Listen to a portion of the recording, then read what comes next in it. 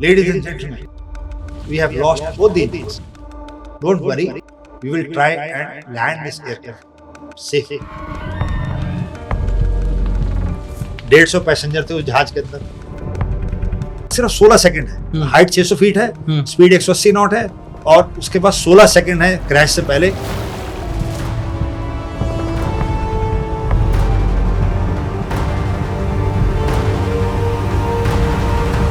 He didn't leave the airplane. He went back. He helped everybody to evacuate.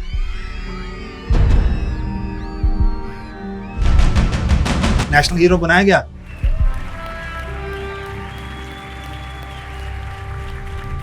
कि एक बहुत ही कमाल का ऑर्गेनाइजेशन हमारे पास हमारे देश की रक्षा करता है। कहां से इंडियन एयरफोर्स की शुरुआत होती है sir? Nirmal ji Singh Sekhon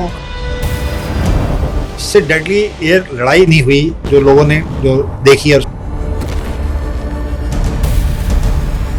He did not allow any of the aircrafts to either go towards Srinagar town or attack Srinagar runway again. Captain अभिनंदन जहाज इंडिया आए बॉर्डर पे और उन्होंने फायरिंग। दुनिया में पहली बार हुआ है कि एक advanced American aircraft has been shot down by Russian primitive aircraft. तो Abhinandan hero he shot down, he got a Vir Chakra for that. K Majumdar 16,000 sorties, first Indian जिनको डिस्टिंग्विश्ड फ्लाइंग क्रॉस में। Arun Khetrapal, he got Paramveer Chakra for Battle of Basanta, tank battle. He along with his company took out 10 enemy tanks. Indian pilots are considered, Indian Air Force pilots are considered one of the best in the world. And आज की date में sir operation सिंदूर के बारे में, op सिंदूर की जो air campaign है किताबों में पढ़ाई जाएगी कि जो हमने 10 की सुबह की उनके 11 हवाई अड्डे निकाले। तो ये पहली बारी है कि भारत ने प्रीएम्प्टिव स्ट्राइक की। डॉग फाइट के दौरान क्या होता है दिन में और रात में? एक ऐसा देश है, मैं हमेशा कहता हूँ, इससे कठिन पूरी दुनिया में फ्लाइंग नहीं है। हर युद्ध में शुरू से ही हवा में दुश्मन और आपके जहाज एक दूसरे के साथ हवा में लड़ते हैं। इंडियन एयरफोर्स की जर्नी स्टार्ट होती है टुवर्ड्स बिल्डिंग अप थिंग्स। फिर नए जहाज आने स्टार्ट हुए भारतीय वायुसेना में। तो दुनिया में 4 ही ऐसे देश हैं, 5 जो फाइटर इंजन बनाते हैं। उन्होंने रफेल के लिए लड़ा और उन्होंने S-400 के लिए लड़ा पार्लियामेंट। आज S-400 ने हमें बचाया जी, और रफेल ने हमारे लिए काम किया। Somewhere our training is fantastic. The way we groom our pilots, the way we groom our ecosystem, the way we build war fighting ability is fantastic.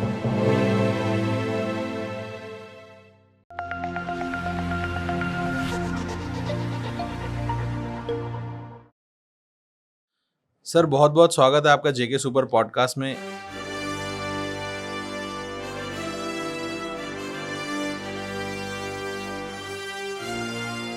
आपका जो कमाल का एक्सपीरियंस रहा है, जो कमाल का काम आज तक का रहा है इंडियन एयरफोर्स के साथ, आज देश का बहुत बड़ा सौभाग्य है कि आपसे बात करने का मौका मिलेगा। आपके एक्सपीरियंस के थ्रू हमारी एयरफोर्स कहाँ से उभरी, कहाँ से शुरू हुई, किस तरह आगे बढ़ी, कहाँ तक पहुंची, क्या कमाल के मिशंस किए हमने, किस तरह के हीरोज़ हमारे पास थे। और आपका कंट्रीब्यूशन, सर का एक ऐसा कंट्रीब्यूशन है जो आप सुनेंगे तो आपको मज़ा आ जाएगा कि कोई व्यक्ति ये काम कैसे कर सकता है। बहुत सारे काम सर ने अद्भुत किए, बहुत सारे काम हमारे एयरफोर्स ने अद्भुत किए। एक बहुत ही कमाल का ऑर्गेनाइजेशन हमारे पास है, हमारे देश की रक्षा करता है।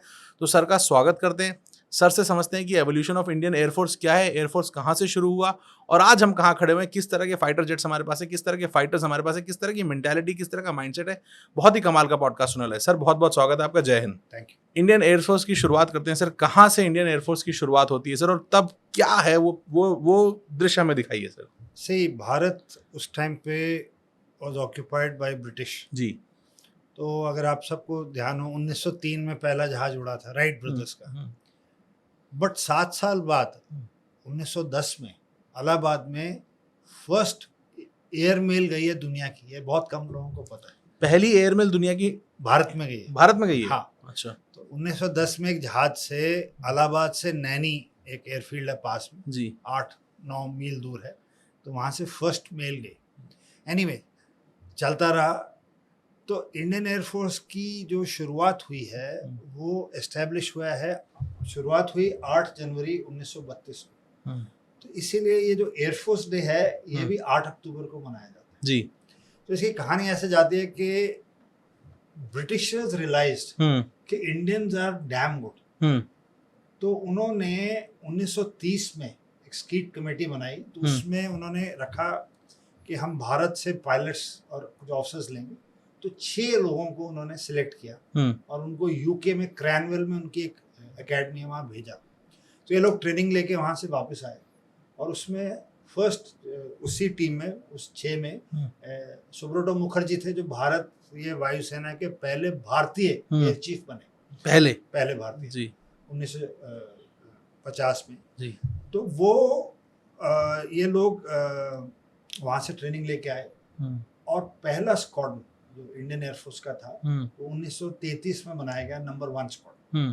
तो 1932 में इंडियन एयरफोर्स की वो की, क्योंकि उन्होंने रियलाइज किया कि बहुत ही अच्छे हैं इंडियंस ब्रिटिशर्स ने, एंड इंडियन ट्रूप्स ने जो फर्स्ट वर्ल्ड वॉर में कंट्रीब्यूशन किया वो भी उनको पता था। एंड उस टाइम पे अभी कहीं सेकेंड वर्ल्ड वॉर की बात नहीं हो रही थी, अभी सिर्फ 1932-33 की बात है। बट उस दौरान वजीरिस्तान एक जगह नॉर्थ वेस्ट जी, तो जो पहला स्क्वाड्रन बना वो द्रिग रोड कराची में बना जी। तो उस टाइम इंडिया ही था जी। तो वो स्क्वाड्रन के पायलट्स को वो वापिती जो जहाज थे, बहुत ही पुराने टाइप के जहाज थे, उस दौर के लिए भी इतने एडवांस नहीं थे।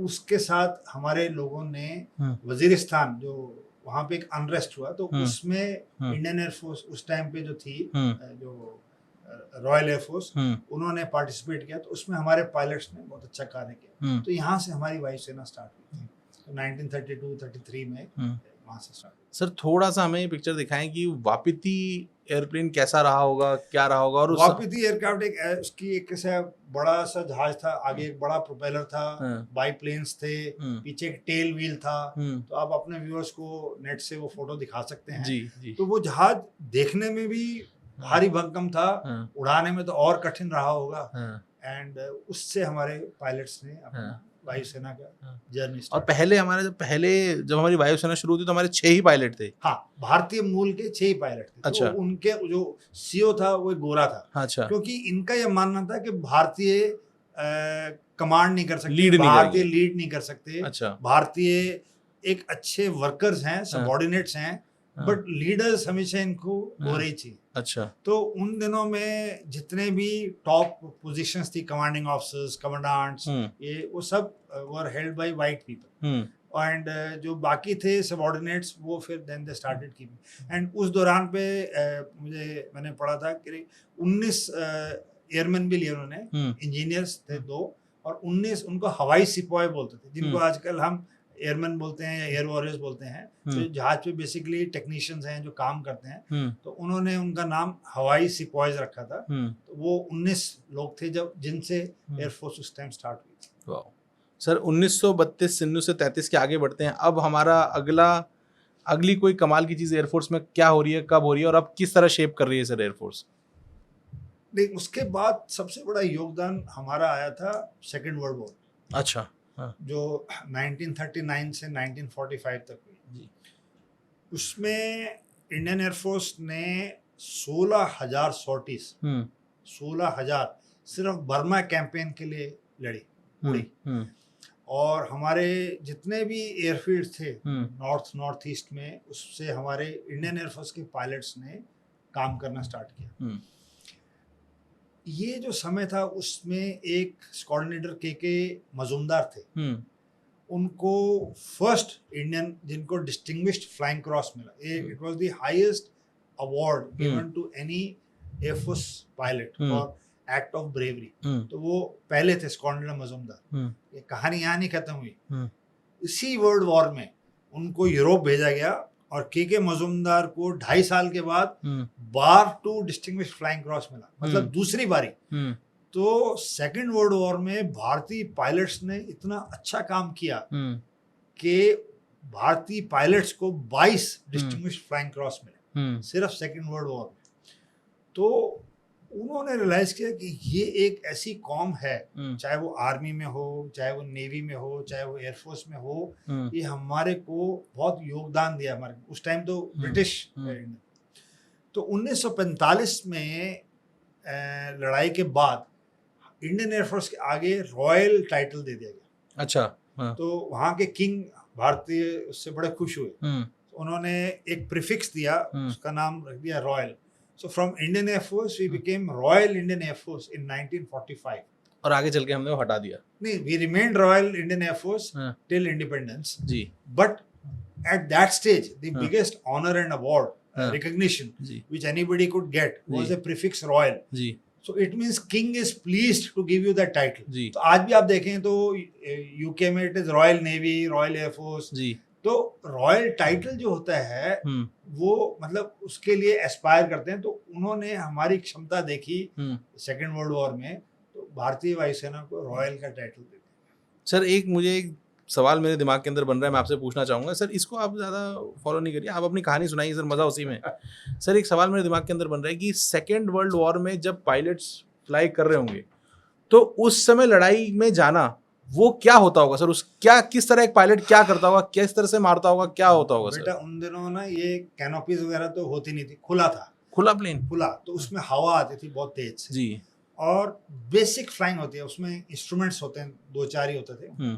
तो एक स्पीड बताता है, एक हाइट बताता है, एक डायरेक्शन बताता है, कंपास, ठीक है। एंड उन दिनों सारी फ्लाइंग मैप्स के हिसाब से होती थी।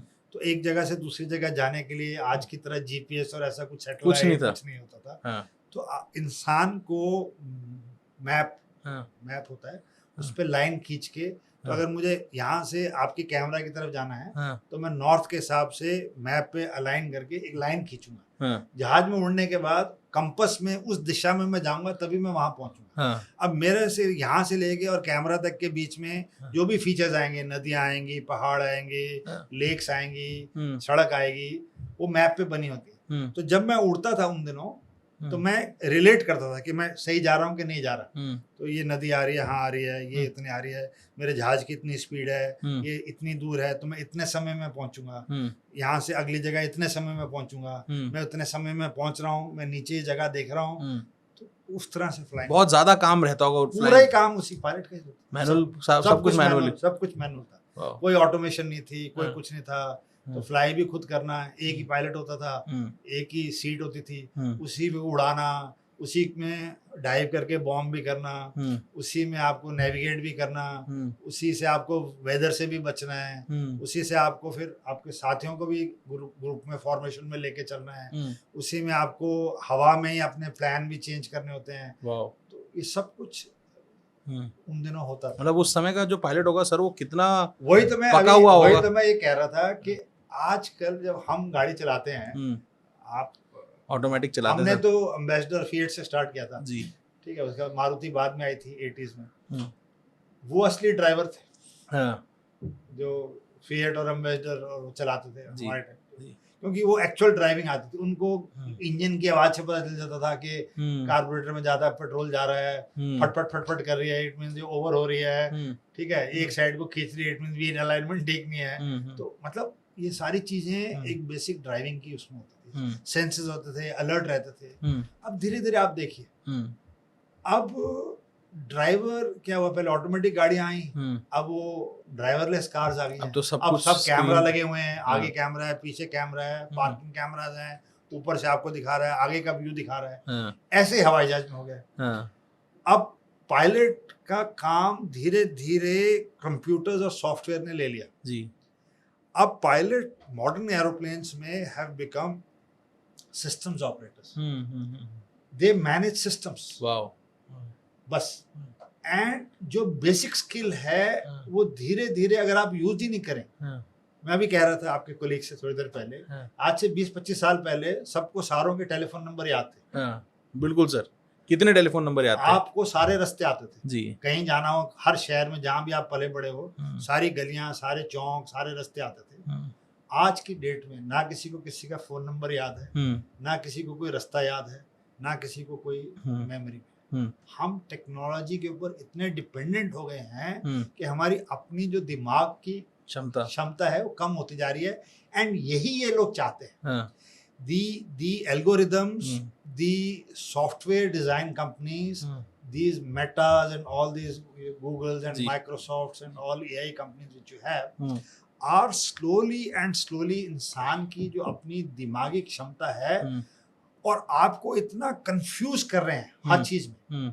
एक गाड़ी के एक वेरिएंट, उसके 18 वेरिएंट्स हैं एक मॉडल के। 50 तरह की कॉफी है, 25 तरह की चाय है, 1000 तरह की आपके पास कपड़े लेने जाओ तो ऑप्शंस हैं जी। तो उसका एक ही मकसद है, मैं हमेशा ये कहता हूँ, आपको कंफ्यूज करना। तो जितना आदमी अनश्योर रहेगा, जितना आदमी कंफ्यूज रहेगा, जितना वो मशीन पे डिपेंडेंट रहेगा, जितना वो अपना निर्णय खुद ना ले पाए, उतना उसमें रहेगा। क्योंकि आजकल की पीढ़ी अपना निर्णय ले ही नहीं पाती, तो वो गूगल करेगी, चैट जीपीटी से पूछेगी कि आप मुझे बताइए कि मेरे पास ये 5 ऑप्शन है, इसमें से मुझे क्या लेना चाहिए। तो वो मशीन बताएगी कि भाई साहब आप ये वाली कॉफी पीजिए, आप ये वाली चाय पीजिए, आप ये वाला मॉडल लीजिए, आप ये। तो ये तो हो गया पहला स्टेप। और आने वाले सालों में इंसान टोटली रोबोस के तरह हो जाएगी। आपको बताया जाएगा get up, go to the kitchen, put your light on, gas on, put 23.4 grams of tea leaves, ठीक है, पुट 80 ml ऑफ वाटर, वो भी एक रोबो मेजर करके आपको देगा, आप वैसे चाय बनाएंगे। मैं कह रहा था इससे आगे कलीग से रास्ते में कि हमारे जो ग्रैंड पेरेंट्स थे, पेरेंट्स थे, they always worked on approximation. आपकी मदर, ग्रैंड मदर या एल्डर्स ने कोई चीज माप के नहीं बनाई, तो वो अप्रोक्सीमेशन से इतना नमक जाएगा, इतने मसाले जाएंगे, इतनी दाल जाएगी, ये ठीक है, इतनी दूध में पत्ती जाएगी, इतना ये जाएगा। Flying was also like that. तभी हर घर को अपना एक स्वाद था सर उस समय। हाँ, flying was also like that. We used to fly by feel, used to fly. इसीलिए वो जो आपने देखी होगी वो सली वाली मूवी, न्यूयॉर्क में उसके जहाज के अंदर 2009 में एक मूवी आई थी, उसने जी, वो किस्सा भी आप बता रहे थे सर उस बारे में, हडसन रिवर में उसने जहाज, he was an air force pilot.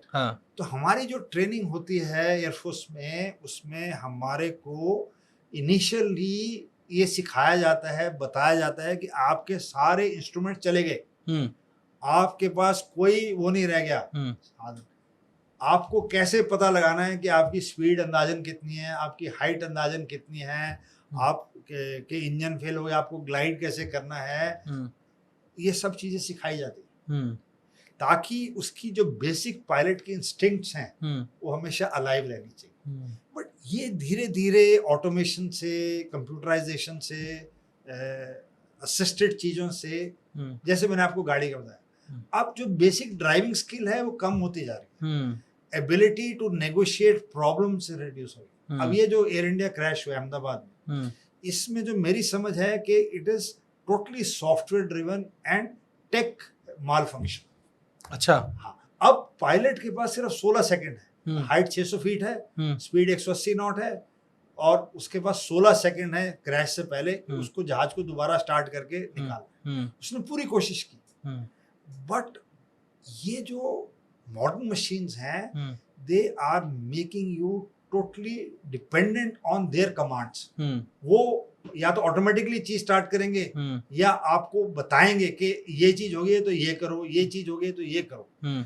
जो आपकी अपनी एनालिटिक क्षमता है वो कहीं ना कहीं धीरे धीरे कम हो रही है, ये मेरा मानना है। सर, वो आप सली वाला किस्सा जब बताते हैं तो वो 3 मिनट में आप बताते हैं कि हाँ, अब 3 वो कहानी बड़ी इंटरेस्टिंग है जी।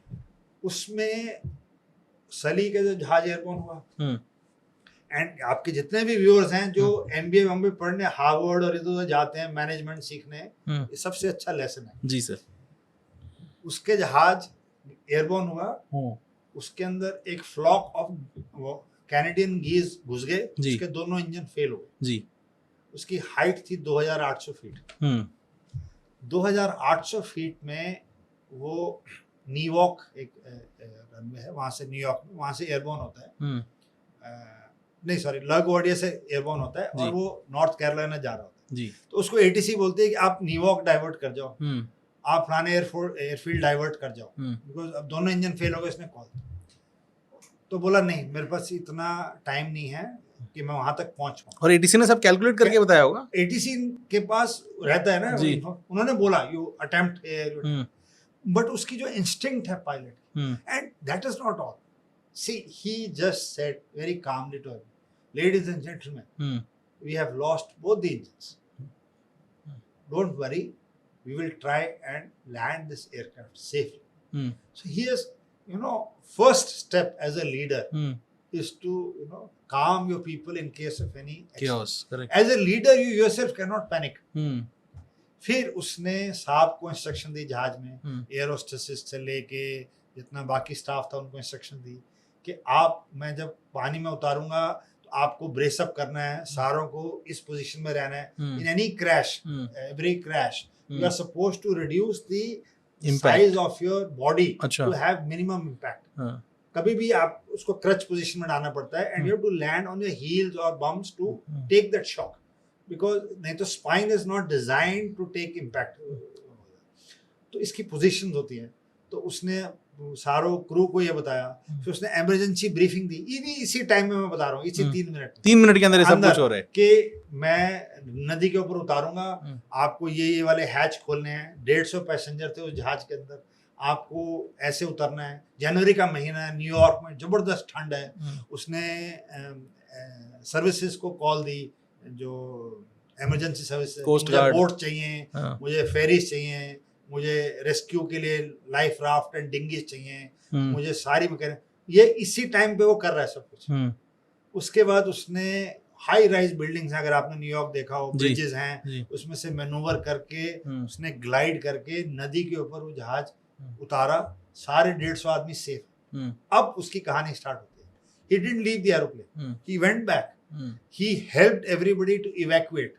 उसने विंग्स के ऊपर, आप तस्वीर लगा सकते हैं इसमें, he helped people to come out on the wings. He helped everybody to board the ferry. And he was the last to leave. अगर जहाज सिंक भी होता है तो I should not leave the first. I should be the last to leave. As a captain of this aircraft, it is my responsibility. सारे उतरने का तो गया, और अंत में वो इंक्वायरी चली, ये चला वो चला, उन्होंने प्रूव करने की ट्राई की, क्योंकि एफए भी चाहता था कि हमने जो इसको बोला इसने क्यों नहीं फॉलो किया. बट फिर वो साइंटिफिकली प्रूव हुआ कि वो नहीं लैंड कर पाता, क्रैश हो जाता. और सबसे अच्छी ऑप्शन यही थी जो उसने ली. बट ये उसको इंस्टिंक्टिवली आई. मतलब उसके बाद थोड़ा इतना टाइम था पेपर पेन पे कैलकुलेट करेगा. तो ये जो एक्सपीरियंस होता है ना बेटा, इसमें जो इंट्यूटिव और जो गट फीलिंग होती है, जो सालों साल के तजुर्बे से आती है, वो होती है. एंड इन द एंड की ह्यूमिलिटी की एक एग्जांपल दो. जब एंड में एक्नॉलेज हुआ कि एक्शन सही था, उसको नेशनल हीरो बनाया गया, he didn't take the credit. He said it was my team, it was my co-pilot, it was my support staff, my air hostesses, my cabin crew, who were actually heroes, who saved everybody. I just put it on the river. So this story itself has so many lessons. Kamal sir. Has so many lessons. Split second decision, split second, ideas to come out of the situation. As a pilot, हम रोज flying से पहले हर रोज हम practice करते हैं. Engine fire, engine flame out, ejection, oxygen failure, critical जो भी जहाज में हो सकती है. आपको पानी में उतारना पड़ जाए, जो भी इमरजेंसी रहती है हमारी, हम रोज जाने से पहले प्रैक्टिस करते हैं. अब मैं इतने साल उड़ा, मेरे 8000 घंटे फ्लाइंग से ऊपर, मेरे को पूरे सर्विस कैरियर में इनमें से कोई भी इमरजेंसी का सामना नहीं करना. एक भी नहीं. जो मतलब क्रिटिकल होती हैं, but they are not critical emergency, but critical. But every day we prepared. So life का सबसे बड़ा सबक ये है, you should always prepare for contingencies and emergencies. You may not encounter. ऐसा नहीं है कि मतलब आपके घर में आग लग जाए, आपके घर में स्मोक आ जाए, आपके घर में थेफ्ट हो जाए, आपके लाखों में से एक आदमी होता है. But if you are not prepared for that contingency, you will be taken by shock.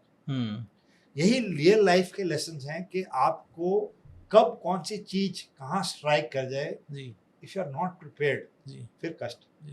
Sir world war 2 का जो वो प्लेन की आप मुझे, तब तो सर रिजेक्शन नहीं रहा होगा? नहीं, तब बेल आउट होता था उन दिनों में. तो पायलट की जो सीट होती है उसी के पीछे एक पैराशूट बंधा होता था. तो जो पायलट ने स्ट्रैप किया होता था वही पैराशूट का वो होता था.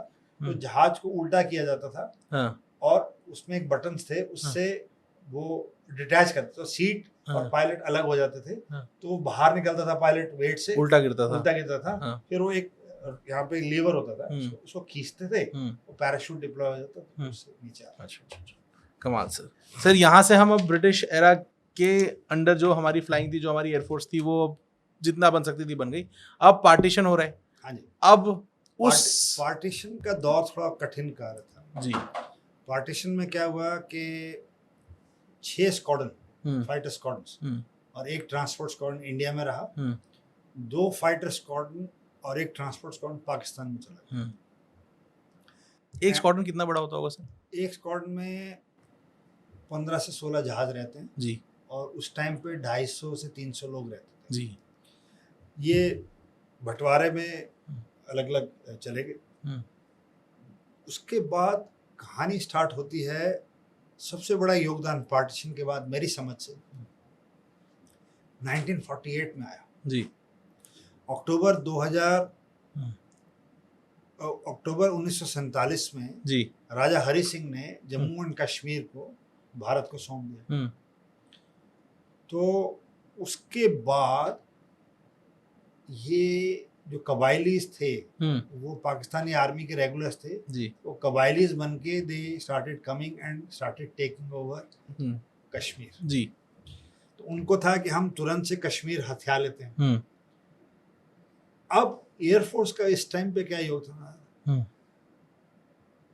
सो भारत के पास उस टाइम डकोटा जहाज थे, डकोटा जहाज ये 40s में आए थे, जी। DC-3 ये हमने लिए थे हम। हमने लिए थे। जी उसमें हमने सिख रेजिमेंट को लेके हाँ, श्रीनगर में उतारा हाँ, जीप के साथ, हाँ, और धीरे धीरे ये जहाज पूरी पूरी रात पूरा पूरा दिन उड़ते रहे और ट्रुप्स को जम्मू से पठानकोट से इधर से वैली पार करा के श्रीनगर में लैंड कराया। ये ट्रांसपोर्ट जहाज था ट्रांसपोर्ट जहाज जिसमें जीप भी चली जाती चली थी। जाती थी। जी उन्होंने श्रीनगर को बचाया, हाँ, नहीं तो आर्मी समय लेती पहुंचने के लिए जी, ट्रक से और उनसे। जी जी तो ये योगदान रहा शुरू में जी 48 में। जी एंड वहाँ से इंडियन एयरफोर्स की जर्नी स्टार्ट होती है टुवर्ड्स बिल्डिंग अप थिंग्स। फिर नए जहाज आने स्टार्ट हुए भारतीय वायुसेना में। तो नैट्स थे, वो थे, वेम्पायर्स आए हमारे पास, फर्स्ट जेट इंजन्स, मिस्टियर्स, जी। तूफानीज। तो HAL ने अपने बनाने स्टार्ट किए जहाज। जी तो भारत की जो इन्वेंट्री थी जहाज़ों की बनने की वो 50s में एक्चुअली स्टार्ट हुई एंड स्क्वाड्रन स्ट्रेंथ बढ़ने लग गई। रशिया से हमने IL-14s लिए, हमने AN-12s लिए, हमने कम्युनिकेशन के लिए सुपर कॉन्स्टलेशन जहाज लिए, हमने रशिया से मिसाइल्स ली, हमने रशिया से वो लिए, हमने UK से रडार्स लिए। तो भारत ने 50s में कुछ चीज़ें ली, but biggest challenge came I think so in 1962। Sir एक मिनट, 1962 पे चलने से पहले मैं थोड़ा सा पीछे का पूछना चाहूँगा सर। उस समय हमारे पास जैसे डकोटा तो हमारा ट्रांसपोर्ट प्लेन हो गया, हमारे पास और किस तरह के प्लेन्स थे और इस समय हमारी ट्रेनिंग में क्या हुआ करता था सर? मैं आपसे वही कह रहा था, उस टाइम की जो लिस्ट है हमारे पास उसके हिसाब से 50s में हमने Toofani, Mystere, Gnats, Hunters, Canberras, Packets and IL-14s, ये सारे के सारे जहाज 1954 टू 1959 में इंडक्ट किए एयरफोर्स में। तो 1954 से 1959 5 साल में ये सारे जहाज इंडियन एयरफोर्स में आए।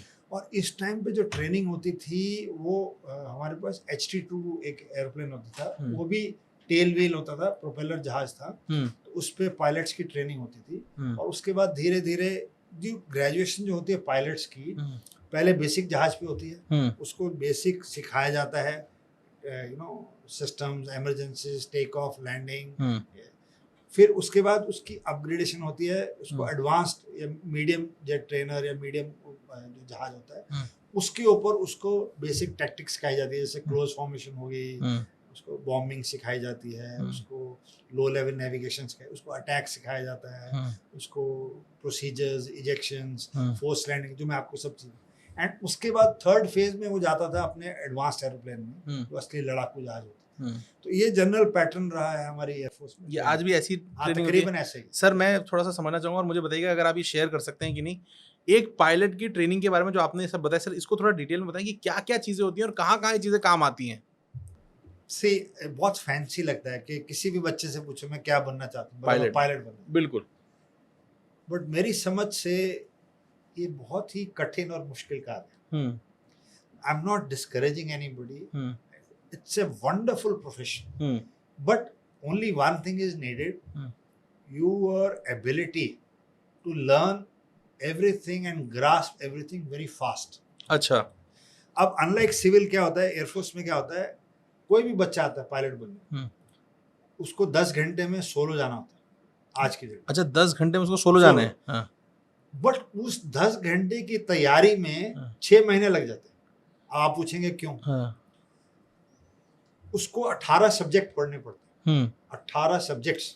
That includes aerodynamics, that includes airframes, that includes engines, that includes meteorology, that includes air traffic services, hydraulics, pneumatics, compressors, सब कुछ पढ़ना पड़ता है. क्यों पढ़ना पड़ता है? क्योंकि वो उस जहाज में वो अकेला है. वो अकेला है. उस जहाज में जितने इंस्ट्रूमेंट्स लगे हैं उसको उस इंस्ट्रूमेंट्स के बारे में पता होना चाहिए. उस जहाज में जो इंजन लगा है, उस जहाज में जो प्रोपेलर लगा है, उस जहाज में जो भी लगा है, चाहे वो कम्युनिकेशन एड है, चाहे वो रडार है, उसको उसके बारे में सब पता है. क्यों? क्योंकि अगर कल को वो जहाज में खराब हो जाता है या कोई आवश्यकता आती है, उसको मालूम होना चाहिए ये कैसे काम करता है. अगर ये दिक्कत आती है इसको ऐसे मतलब या बाईपास किया जाए या रिपेयर किया जाए हवा में या करेक्ट किया जाए. पढ़ना सबसे जरूरी है. सेकंड, इतनी मोटी किताब होती है, उसको याद करनी पड़ती है हनुमान चालीसा की तरह ओरली. सारे चेक्स एंड प्रोसीजर्स की. हवा में तो कोई बताने वाला है नहीं. कौन सा स्विच कब ऑन करना है, कौन सा स्विच कब ऑफ करना है, कौन सा लीवर किस टाइम पे यूज करना है, वो उसको आना चाहिए. तो थोड़ा सा इसको एग्जांपल समझाइए कि क्या क्या ऑन करना पड़ता है. जैसे अब आपको जहाज ही स्टार्ट करना है जी, जमीन पे स्टार्ट करना है जी, तो उसके लिए आपको फ्यूल पंप ऑन करना है. उसको आपको जो इनटेक है उसमें कुछ वो रहती है वेंट्स, उसको खोलना रहता है. उसको आपको जो बूस्टर्स हैं अंदर फ्यूल और इलेक्ट्रिकल वो ऑन करने पड़ते हैं. उसके बाद आपको एक बटन रहता है वो दबाना पड़ता है. उससे जो एयर है वो इंजन अंदर खींचता है, उसको सक्शन करता है. वो एयर कंप्रेस होती है, उससे इंजन स्टार्ट होता है. जब इंजन स्टार्ट होता है तो उसमें कितना टरबाइन का टेम्परेचर जा रहा है, कितना उसका फ्यूल उसके अंदर जा रहा है, कितना उसके अंदर ऑयल प्रेशर है इंजन के अंदर, कितना उसका ऑयल का टेम्परेचर है. क्योंकि ऑयल ही सब चीज कंट्रोल करता है इंजन के अंदर. कूलिंग भी वही करता है, लुब्रिकेशन भी वही करता है. तो ये सारी की सारी चीजें उसको आनी चाहिए और वो मॉनिटर करता है स्टार्ट होने. ये शुरुआत में इतना आना चाहिए. हाँ. ये नहीं, उसको ये भी आना चाहिए कि अगर ऑयल टेम्परेचर ज्यादा हो रहा है तो क्या एक्शन लेना है, ऑयल प्रेशर ज्यादा हो रहा है तो क्या एक्शन लेना है, गैस टरबाइन का टेम्परेचर ज्यादा बढ़ रहा है तो इंजन स्टार्ट ही नहीं करना है तो इंजन जल जाएगा, उसको बंद कर देना है. स्टार्ट होने से मतलब किस स्टेज पे बंद करना है. उसको अगर आग लग गई स्टार्टिंग में तो उसको किसको बुलाना है, फायर टेंडर आएगा. ये जमीन की बता रहा हूँ. अभी तो उड़ा नहीं है. अभी तो उड़ा भी नहीं है. ये सारी चीज आनी चाहिए. जहाज में चढ़ने से पहले उसको सारे सिस्टम्स के बारे में, उसको इजेक्शन सीट के बारे में हर चीज वो होती है. उसके जो गार्ड्स होते हैं वो सारे उसको निकालने पड़ते हैं. उसके जितने पॉइंट्स होते हैं, अर्थिंग के सेंसर्स, जहाँ पिटो ट्यूब्स वगैरह है वो चेक करनी पड़ती हैं, क्लियर है नहीं है. तो ये सारी चीजें उसको आनी चाहिए उड़ने से पहले. फिर जब वो जहाज में बैठ गया ये सारी चीज उसको मॉनिटर करनी पड़ती है. फिर उसको जहाज स्टार्ट करके वो बंद करके अपना प्रेशराइजेशन ऑक्सीजन चला के जहाज को टैक्सी करेगा. उसका मास्क और सब लगा रहता है. उसके बाद वो रनवे पे लाइन अप करेगा. अब हवा किस दिशा से आ रही है नहीं पता, उस दिन कैसी हवा चल रही नहीं पता, कैसे बादल है नहीं पता. ठीक है. तो उसको हर तरह की ट्रेनिंग दी जाती है पायलट. अगर ऐसा हो तो ऐसा होना चाहिए, ऐसा हो तो ऐसा होना चाहिए, वैसा हो तो वो फिर वो जहाज को लेके जाता है. उसके बाद उसको उस पट्टी से उड़ना पड़ता है. फिर उसको हवा में एक राउंड मार के, उसको सर्किट बोलते हैं, उसको फाइनल अप्रोच पे आना पड़ता है. अब जैसे लैंडिंग है, आपको यहाँ पे लैंड करना है जहाज, तो इसका एक पर्टिकुलर पाथ होता है. आप ऐसे भी नहीं आ सकते, आप ऐसे भी नहीं आ सकते. There is something called as a glide path. Aircraft को उस ग्लाइड पाथ, उतनी हाइट और उतने डिस्टेंस का एक लाइन, जैसे बच्चों की स्लाइड नहीं होती पार्क में, बिल्कुल बिल्कुल, आप देखेंगे कि जनरली एक ही एंगल, एक ही तरह से होती है. वो ऐसे नहीं हो सकती ना, वो ऐसे हो सकती है. ऐसे होएगी तो बच्चा स्लाइड ही नहीं करेगा. इतनी ज्यादा गिरेगी तो जोर से दम से गिरेगा. तो बच्चे की स्लाइड आप किसी भी पार्क में देखेंगे, it is a gradual this thing. Similar is the aircraft की अप्रोच. कभी भी आप देखना जो जहाज लैंड कर रहा है it follows a particular path when it comes to land. Correct. This is taught because हाँ. हवा में if it doesn't follow this, हाँ. वो जहाज गिराएगा, तोड़ेगा. जी. ठीक है. तो ये चीजें उसको सिखा, और ये सब राजन उसको 10 घंटे के अंदर सीख उसको जाना है. लैंडिंग भी करनी है. लैंडिंग एक सबसे कठिन कार्य होता है शुरू में. थोड़ा बताएं सर, और ये खासकर आप बताएं सर. सिविल लैंडिंग तो हम सबने एक्सपीरियंस की हुई है, लेकिन जब एयरक्राफ्ट, जो एयरफोर्स के एयरक्राफ्ट है, इनकी लैंडिंग में कुछ डिफरेंट होता है? सी, आजकल मैंने आपसे क्या बोला, बेसिक लैंडिंग सेम है हर जहाज. बेसिक लैंडिंग आपको ये आपकी लैंडिंग स्ट्रिप है. आपको जहाज यहाँ पे उतारना है. आप यहाँ से जहाज को लेके आ रहे हैं, ये अप्रोच होगी जो मैंने आपसे कही. अब ना आप आगे जा सकते हैं, क्योंकि अगर आप आगे गए तो जो लेंथ बची है रनवे की वो आपको कम रह जाएगी. आप पीछे नहीं आ सकते, क्योंकि अगर आपने पहले उसको टच किया तो आप क्रैश कर जाएंगे, क्योंकि रनवे से पहले तो ऑब्स्ट्रक्शंस हैं जी. तो आपको उसने ही बैंड में रनवे के शुरू में ही जहाज को लैंड कर, हर जहाज को. अब वो फिक्स्ड होता है हर जहाज का. तो अगर आप देखें तो हर रनवे के शुरू में ऐसे लाइनें बनी होती है, उसको पियानो कीज कहते हैं. तो idea is to land around the piano keys, इसलिए बनाई जाती है, दूर से उसको नेकेड आई से दिख जाए पायलट को जी. तो पायलट की जब ट्रेनिंग स्टार्ट होती है, तो अब वो जो जहाज को लेके आ रहा है उसको हमें सबसे कम स्पीड पे लाना होता है. जहाज को स्पीड क्यों कम होनी चाहिए? क्योंकि वो जहाज मास इनटू वेलोसिटी, मोमेंटम इतना है कि उसको कम से कम मोमेंटम पे लाना पड़ेगा. मास तो आप चेंज कर नहीं सकते, जहाज का वजन है वो तो रहेगा ही जी. Only thing which is in your hand is velocity. तो आपको उसको कम से कम करनी है. अब इसीलिए मैं आपसे थोड़ी देर पहले कह रहा था कि maximum accidents take place during take off and landing. क्यों?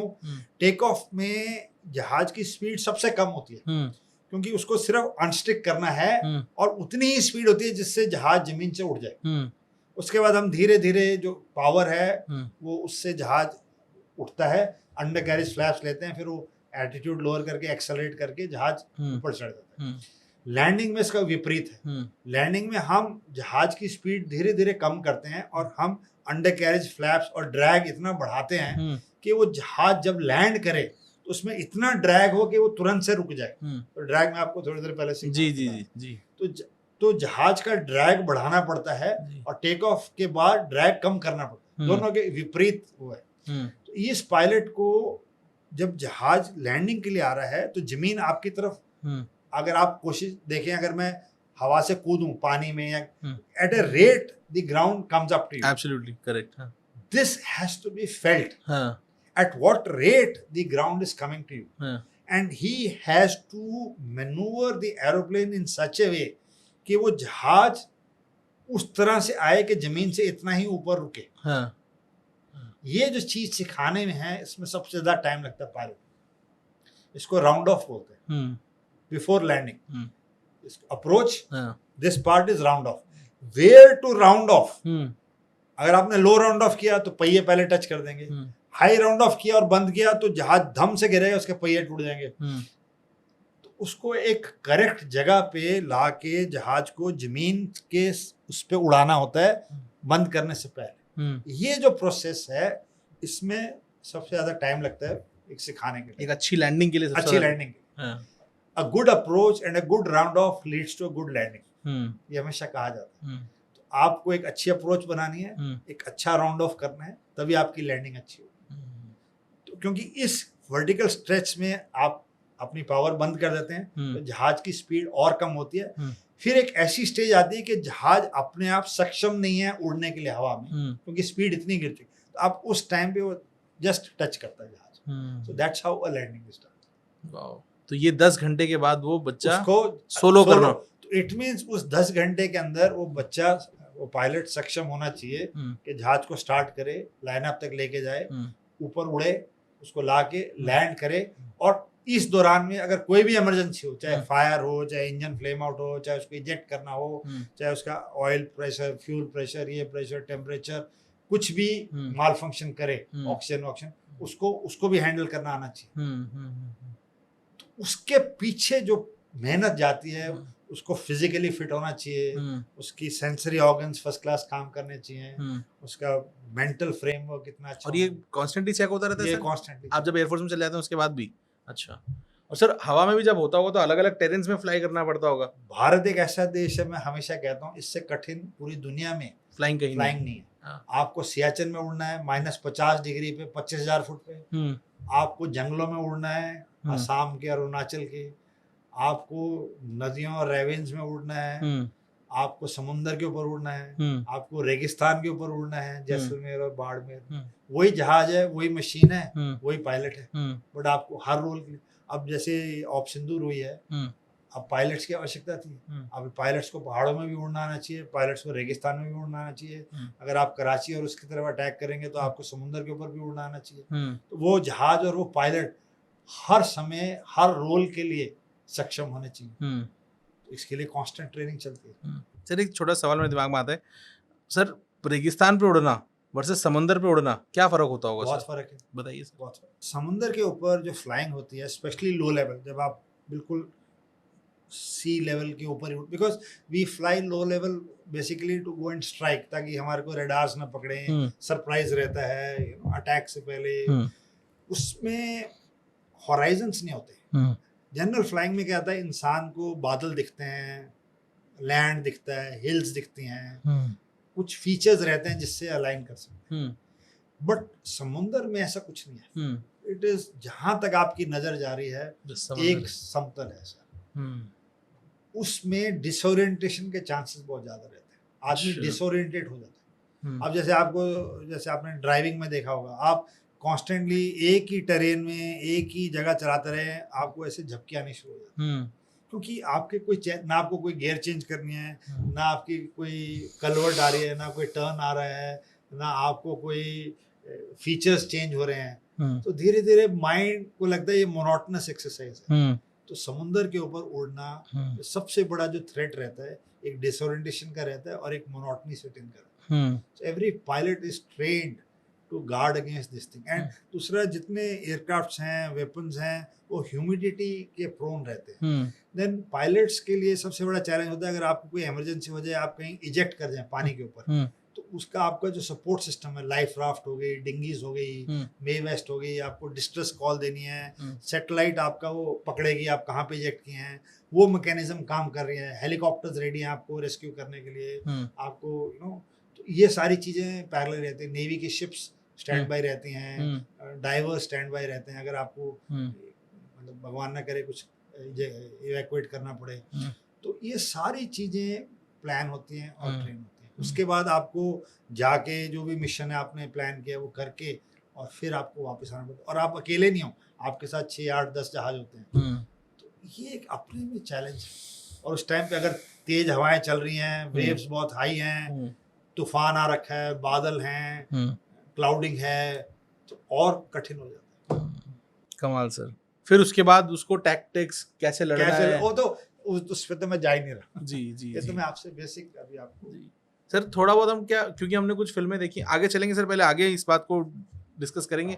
फिर सर यहाँ से हम 1962 में आ गए। 1962 से पहले भारतीय वायुसेना ने जो गोवा लिबरेशन वॉर हुई थी, वो बहुत कम लोग जानते हैं। 1961 में जो गोवा लिबरेशन हुआ था, उसमें भारतीय वायुसेना का योगदान था जी। तो हमने उसमें हंटर्स एंड तूफानी एरोप्लेन यूज किए। और क्या किया था सर? हमने अटैक किया था, जो हमारी फोर्सेस गई थी आर्मी की, उनको हमने एयर सपोर्ट दी थी उस टाइम 61 वॉर। अच्छा। सो गोवा लिबरेशन में वी हेल्प, एंड हमने ना जो पोर्चुगीज उस टाइम पे डिफेंसेस थे उस पे हंटर्स और हमारे एयरक्राफ्ट ने अटैक किया था। ये बहुत कम लोगों को पता है जी। 61 वॉर। बट 62 की कॉन्फ्लिक्ट में for whatever reason, mainly political, mainly India didn't want to be drawn into a full skirmish with China. Indian Air Force and Indian Armed Forces were not much utilized, and we had a bloody nose in that 62 war.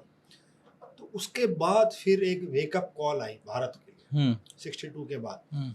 तो दी period between 63 to 69 हमारे यहाँ पे air force में कहा जाता है was the era of expansion जी।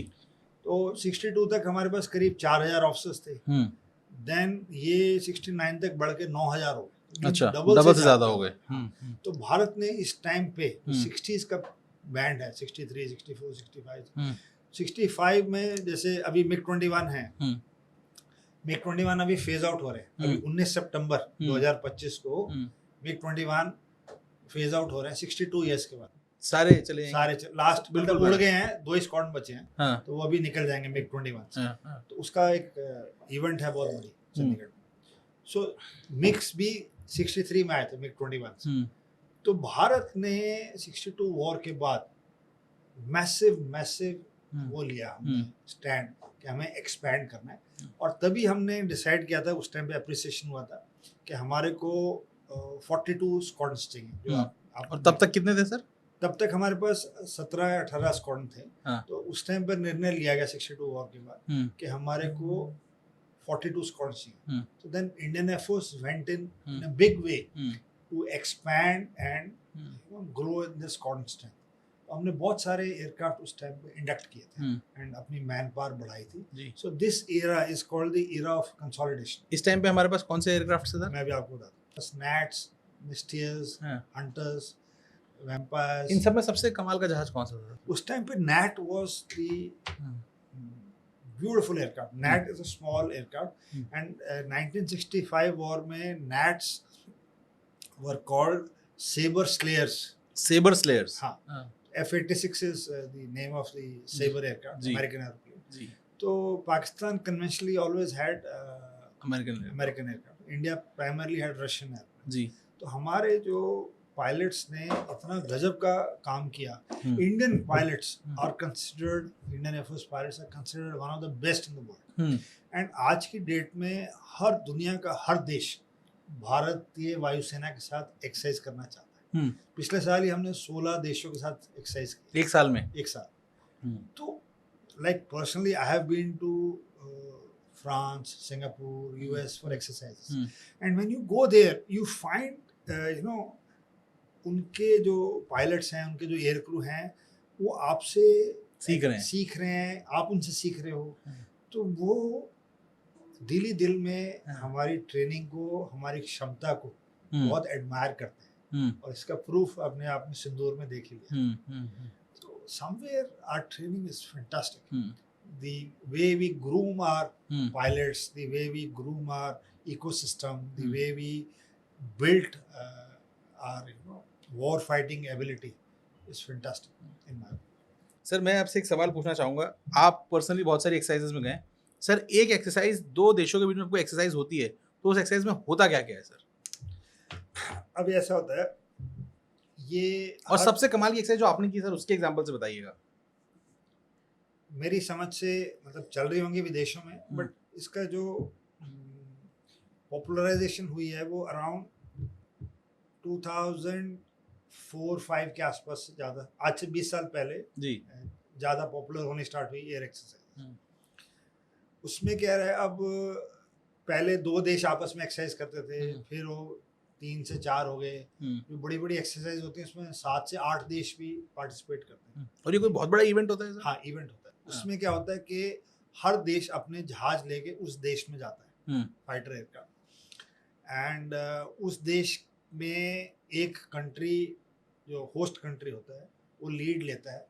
वो फिर उन देशों के पायलट्स को डिफरेंट टाइप्स की टेरेन, टोपोग्राफी और टैक्टिक्स से, अब जैसे आपको उदाहरण दूं, जैसे फ्रांस है, अब फ्रांस में डेजर्ट नहीं है, बट उनके पायलट्स को जब डेजर्ट फ्लाइंग का एक्सपीरियंस चाहिए तो वो यूएई आते हैं।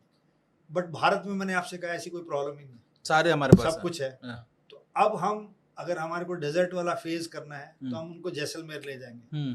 अब जो यूके से आया है, जो फ्रांस से आया है, जो जर्मनी से आया है, जो जापान से आया है, उसने डेजर्ट तो देखी नहीं पायलट्स, तो वो भी कीन रहते हैं सीखने के लिए। अगर उनको हिल फ्लाइंग देखनी है तो उनको लेह लद्दाख, इधर श्रीनगर वैलीज में ले जाते हैं। अब कई कंट्रीज हैं जैसे यूएई हो गया, सिंगापुर हो गया, उन्होंने पहाड़ ही नहीं देखे, वो फिर इन चीज़ों को बहुत रिलिश करते हैं। हमारे लिए क्या रहता है कि हम टेक्नोलॉजी वाइज हम थोड़े पीछे हैं जी, वो आगे हैं। तो जब हम जाते हैं वहाँ पे तो हमारे को नई नई चीज़ें देखने को मिलती हैं। हम उनके एयरक्राफ्ट उड़ा सकते हैं सर? नहीं, कई कंट्रीज अलाउ करते हैं क्रॉस फ्लाइंग जी, कई कंट्रीज इस ऑल, कई जगह क्या रिलेशनशिप है आपका? रिलेशनशिप रहता है, म्यूचुअल रिस्पेक्ट एंड ट्रस्ट कितना था। तो हर एक को लगता है कि ये हमारे कुछ ऐसी जानकारी ना ले जाए अपने साथ जो ये अपने देश के लिए कर दे तो थोड़े से गार्डेड रहते हैं बेसिकली, बट कई कंट्रीज अलाउ कर देते हैं ऐसे जी, नहीं है। जी। तो इट इज टोटली, मैं आपके घर जाऊं, आप अपनी BMW मुझे चलाने को दे दो और मैं आपको अपनी ऑडी ना दूं, तो इट्स ऑल पर्सनल। और एक्सरसाइज के दौरान डॉग फाइट हो रही होती है सर? हाँ, we have all types of missions, उसमें ये भी रहता है। तो ऐसा नहीं है कि, तो मिक्स रखते हैं, मतलब उस पैकेज में उस कंट्री के भी जहाज होंगे, आपके भी होंगे, so that you learn plan together. कभी आपको साथ में मिलकर लड़ना पड़ जाए जी, तो you are aware of our procedures, they are aware of our procedures. तो इस तरह ये एक्सरसाइज होती है टिपिकली वीक और 10 डेज के लिए। तो उसके अंदर फेजेस होते हैं, day phase, night phase, mountain phase, desert phase, you know, close combat phase, sea का फेज, ऐसे फेजेस रहते हैं सब्जेक्ट टू वो क्या कर, आप ऑफर करते हो उनको क्या मंजूर है उस देश वालों को, या आप इंडियंस ऑफर करते हैं वो क्या आपको दे सकते हैं, तो उस हिसाब से एक्सरसाइजेस का वो रहता है। So personally we went for an exercise 2008 to America, that is called the red flag exercise. तो ये बहुत ही बड़ी एक्सरसाइज होती है दुनिया की, and that time I was an air-to-air refuelers, so we had taken Su-30s along with us. जी. So we went from India to US. जी. And we landed en route in 3 countries. But 3 he hop में we reached America. ये जो part होता है इन 3 के अलावा, it is all made up by air-to-air refueling. तो अब दिल्ली, मतलब इंडिया से हम निकले, तो we first landed in Doha, Qatar. Second landing was in France. Ji. Third landing was in Atlantic, Portuguese island. And fourth landing was in America. तो अब ये जो होता है किस देश के ऊपर से उड़ना है, वो देश को आपको वो देश आपके लड़ाकू जहाजों को ऊपर से उड़ने की अनुमति देता नहीं देता, उसको ओवरफ्लाइट क्लियरेंसेस बोलते हैं. So you have to apply for overflight clearances well in advance, that these many aeroplanes with this all equipment will be flying over your country, it will be entering this place, will be exiting this place. ये सारा हमें पहले ही बताना पड़ता है, क्योंकि कोई देश दूसरे देश के लड़ाकू जहाजों को अपने देश के ऊपर बिना अनुमति के क्यों उड़ने देगा. फिर उनके रडार्स रेडी रहते हैं, उनका वो असिस्ट करते हैं, हमारे को हेल्प करते हैं. तो एक typical exercise, air exercise takes months of preparation, months and months. उसमें you have to know the procedures of the countries. Her country के अपने एयर रेगुलेशंस प्रोसीजर्स रहते हैं, हर कंट्री के अपने चैलेंजेस रहते हैं, और हर रास्ते में आपको आइडिया होना चाहिए कि अगर मुझे डाइवर्ट करना पड़ जाए, मेरे जहाज में ये इमरजेंसी हो जाए, या मेरी रिफ्यूलिंग सक्षम ना हो, या मेरे पायलट्स को कोई, तो मैं कहाँ जाऊँगा. तो वो हमें उस देश को बता के रखना पड़ता है कि हम अगर इमरजेंसी हुई तो इस लेग में हुई तो हम यहाँ डाइवर्ट करेंगे, इस लेग में हुई तो यहाँ डाइवर्ट करेंगे, इस लेग में हुई तो यहाँ डाइवर्ट करेंगे. तो ये सारी चीजें पहले कोऑर्डिनेट करनी पड़ती. निर्मलजीत सिंह सेखों भारतीय वायुसेना के ओनली एंड ओनली परमवीर चक्र विजेता है आज तक. एक ही हैं और वो निर्मलजीत सिंह सेखों हैं. तो ये श्रीनगर में पोस्टेड थे. 1971 वॉर की कहानी है जी. तो एक हमारा एयरफोर्स में कंसेप्ट होता है, उसको ORP बोलते हैं, ऑपरेशनल रेडीनेस प्लेटफॉर्म, ORP. इसमें क्या रहता है कि रनवे के दोनों एंड्स पे, अगर आपने कभी देखा हो किसी मिलिट्री एयरफील्ड पे जहाँ जहाज लैंड करता है, एक एस्कीमो टाइप की स्ट्रक्चर रहता है जी. जो एस्कीमो का घर होता है, ऐसे हट टाइप होती है जी, कंक्रीट का होता है, उसके अंदर जहाज पार्क रहता है. तो ये बॉम्ब प्रूफ शेल्टर्स होते हैं. तो जहाज टेक ऑफ के लिए रनवे के एज पे आता है, एंड पे, तो ये वहीं पे बनाए जाते हैं ताकि जहाज वहीं खड़ा है, समय न लगे. 1 सेकंड के अंदर जैसे हुक्म आता है कि आपको उड़ना है, क्योंकि अगर एनिमी का जहाज आ गया, या आपको अटैक के लिए निकलना है, या आपको डिफेंड करना है, या आपके रडार या मिसाइल्स के ऊपर अटैक, तो that aircraft is ready in all. उसको सिर्फ बटन दबाना है, ऐसे लाइन अप करना है और टेक ऑफ कर देना है. This is called ORP, operationally ready platform. तो वहाँ पे निर्मलजीत सिंह सेखों थे 71 वॉर में नैट्स के साथ. तो मैंने आपसे बताया था नैट्स. तो पाकिस्तान के यहाँ से सेबर्स आए. ये 14 दिसंबर 1971 की बात है. और उन्होंने श्रीनगर, मतलब प्लान ये था श्रीनगर रनवे को और श्रीनगर शहर को खत्म कर तबाह कर दें। तो उनके 6 जहाज आए हम्म, एंड उन्होंने श्रीनगर रनवे बॉम्ब किया धड़ धड़ धड़। हम्म, तो क्रेटर्स करके धुआं सा उठ रहा था। हम्म, अब अगर ये चाहते तो नहीं उठ सकते बिकॉज रनवे डैमेज हो रहा है। हम्म, उस टाइम पे बॉम्बिंग चल रही थी, but he started the aeroplane and he took off in this attack. तो कैसे किया सर जब रनवे डैमेज तो था तो? आगे हुआ था, तो ये जितना हिस्सा चाहिए था हाँ, बच गया था वो। बच गया था। इनको ये नहीं था कि मैं दोबारा यहाँ कैसे लैंड करूंगा, ये, but he just got airborne. Hmm, he got airborne. He shot down personally 2 सेवर्स। हम्म, उस 6 में से 2 इन्होंने मार दिया, हम्म, और जो 4 थे वो कहते हैं जो एयर बैटल हुई उस टाइम पे, उस हम्म, 14 दिसंबर को, जो भी वहाँ विटनेस थे या लोगों ने कहानी सुनाई कि उससे डेडली 4:1, मतलब वो 4 थी, ये अकेला था। हम्म, इससे डेडली एयर लड़ाई नहीं हुई जो लोगों ने जो देखी और सुनी और बताई। हम्म, He engaged all of them in such a manner that they were attacked from, and this air battle took place at treetop height. Hmm. He did not allow any of the aircrafts to either go towards Srinagar town hmm, or attack Srinagar runway again. Hmm, And he saved, and in the bargain, he got hit. Hmm, And all the 4 aircrafts ran out of fuel and went back to Pakistan. Hmm, He saved Srinagar town, he saved Srinagar runway. Initial damage हुआ बस वही, उसके बाद कुछ नहीं हुआ. हम्म, And he lost his life. Hmm, And he got the highest hmm, this thing award hmm, as Paramveer Chakra hmm, after this war. That is Nirmaljeet Singh Singh. वाह, He was just, I think, so 25 or 26 years old. बस। Arun Khetrapal, army के, he got Paramveer Chakra for Battle of Basantar, hmm, tank battle. He, along with this company, took out 10 enemy tanks hmm, in 71 war. Hmm, He got Paramveer Chakra. He was 21 years old. Hmm,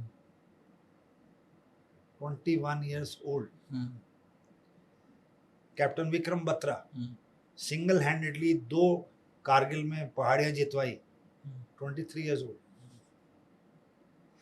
What I keep through your medium, I will tell all young जो बच्चे हैं, as बेटा कुछ नहीं है. हम्म, एक काम्या कार्तिकेयन लड़की है, अगर हम्म. आप गूगल कीजिए देखिए, एक नेवल ऑफिसर की बेटी है. हम्म. उसने दुनिया के 7 कॉन्टिनेंट की 7 हाईएस्ट पीक्स कॉन्कर की है, hmm. Including mount Everest. Hmm, उसकी उम्र 17 साल की है. हम्म, तो age has got nothing to do अगर आपने मन बना लिया तो. हम्म, तो कई लोग कहते हैं अभी तो मैं छोटा हूँ. हम्म, अब एक बहुत फिल्म बड़ा हो स्टार गया। का बेटा पकड़ा गया ड्रग्स के साथ, हम्म, तो उसके वकील ने दलील दी कि ये 24 साल का अभी बच्चा है. हम्म, वहाँ 21 साल में परमवीर चक्रा पा लिया. हम्म, यहाँ ड्रग्स वाला बच्चा भी छोटा है. हम्म, तो हम्म, ये है. सी 1971 वॉर की एक जो एयरफोर्स का कंट्रीब्यूशन है हम्म, सब जानते हैं. बहुत बढ़िया मिग 21 ने बहुत योगदान दिया, हंटर्स ने दिया, हम्म, बहुत योगदान किया. बट एक ऐसा चीज है ईस्ट पाकिस्तान में, एक तंगेल ड्रॉप हुआ था सेकेंड वर्ल्ड वॉर के बाद. हम्म, एक आर्मी की पैरा ब्रिगेड को हमने ड्रॉप किया, हम्म, और उन्होंने एक्सपेक्ट नहीं किया था पाकिस्तानी ने कि यहाँ ड्रॉप करेंगे, हम्म, तो उन्होंने सरप्राइज दिया. तो ये सेकेंड वर्ल्ड वॉर के बाद, नॉर्मंडी ऑपरेशन के बाद सबसे बड़ी हेली ड्रॉप हुई है. ये बहुत कम लोगों को पता है 71 वॉर. हम्म, बट सबसे जो जरूरी चीज है, हम्म, एक विंग कमांडर रस्तोगी होते थे, हम्म, मिग 21 पायलट. हम्म, उन्होंने मिसाइल्स मारी गवर्नर हाउस में 14 दिसंबर 1971 को. हम्म, वहाँ गवर्नर थे ईस्ट पाकिस्तान के उस टाइम, हम्म, मिस्टर मलिक. हम्म, एक मीटिंग ले रहे थे, हम्म. तो वो रॉकेट वो गवर्नर हाउस की छत से अंदर से गया. हम्म, आपको फोटोज मिल जाएंगी हम्म, उसकी.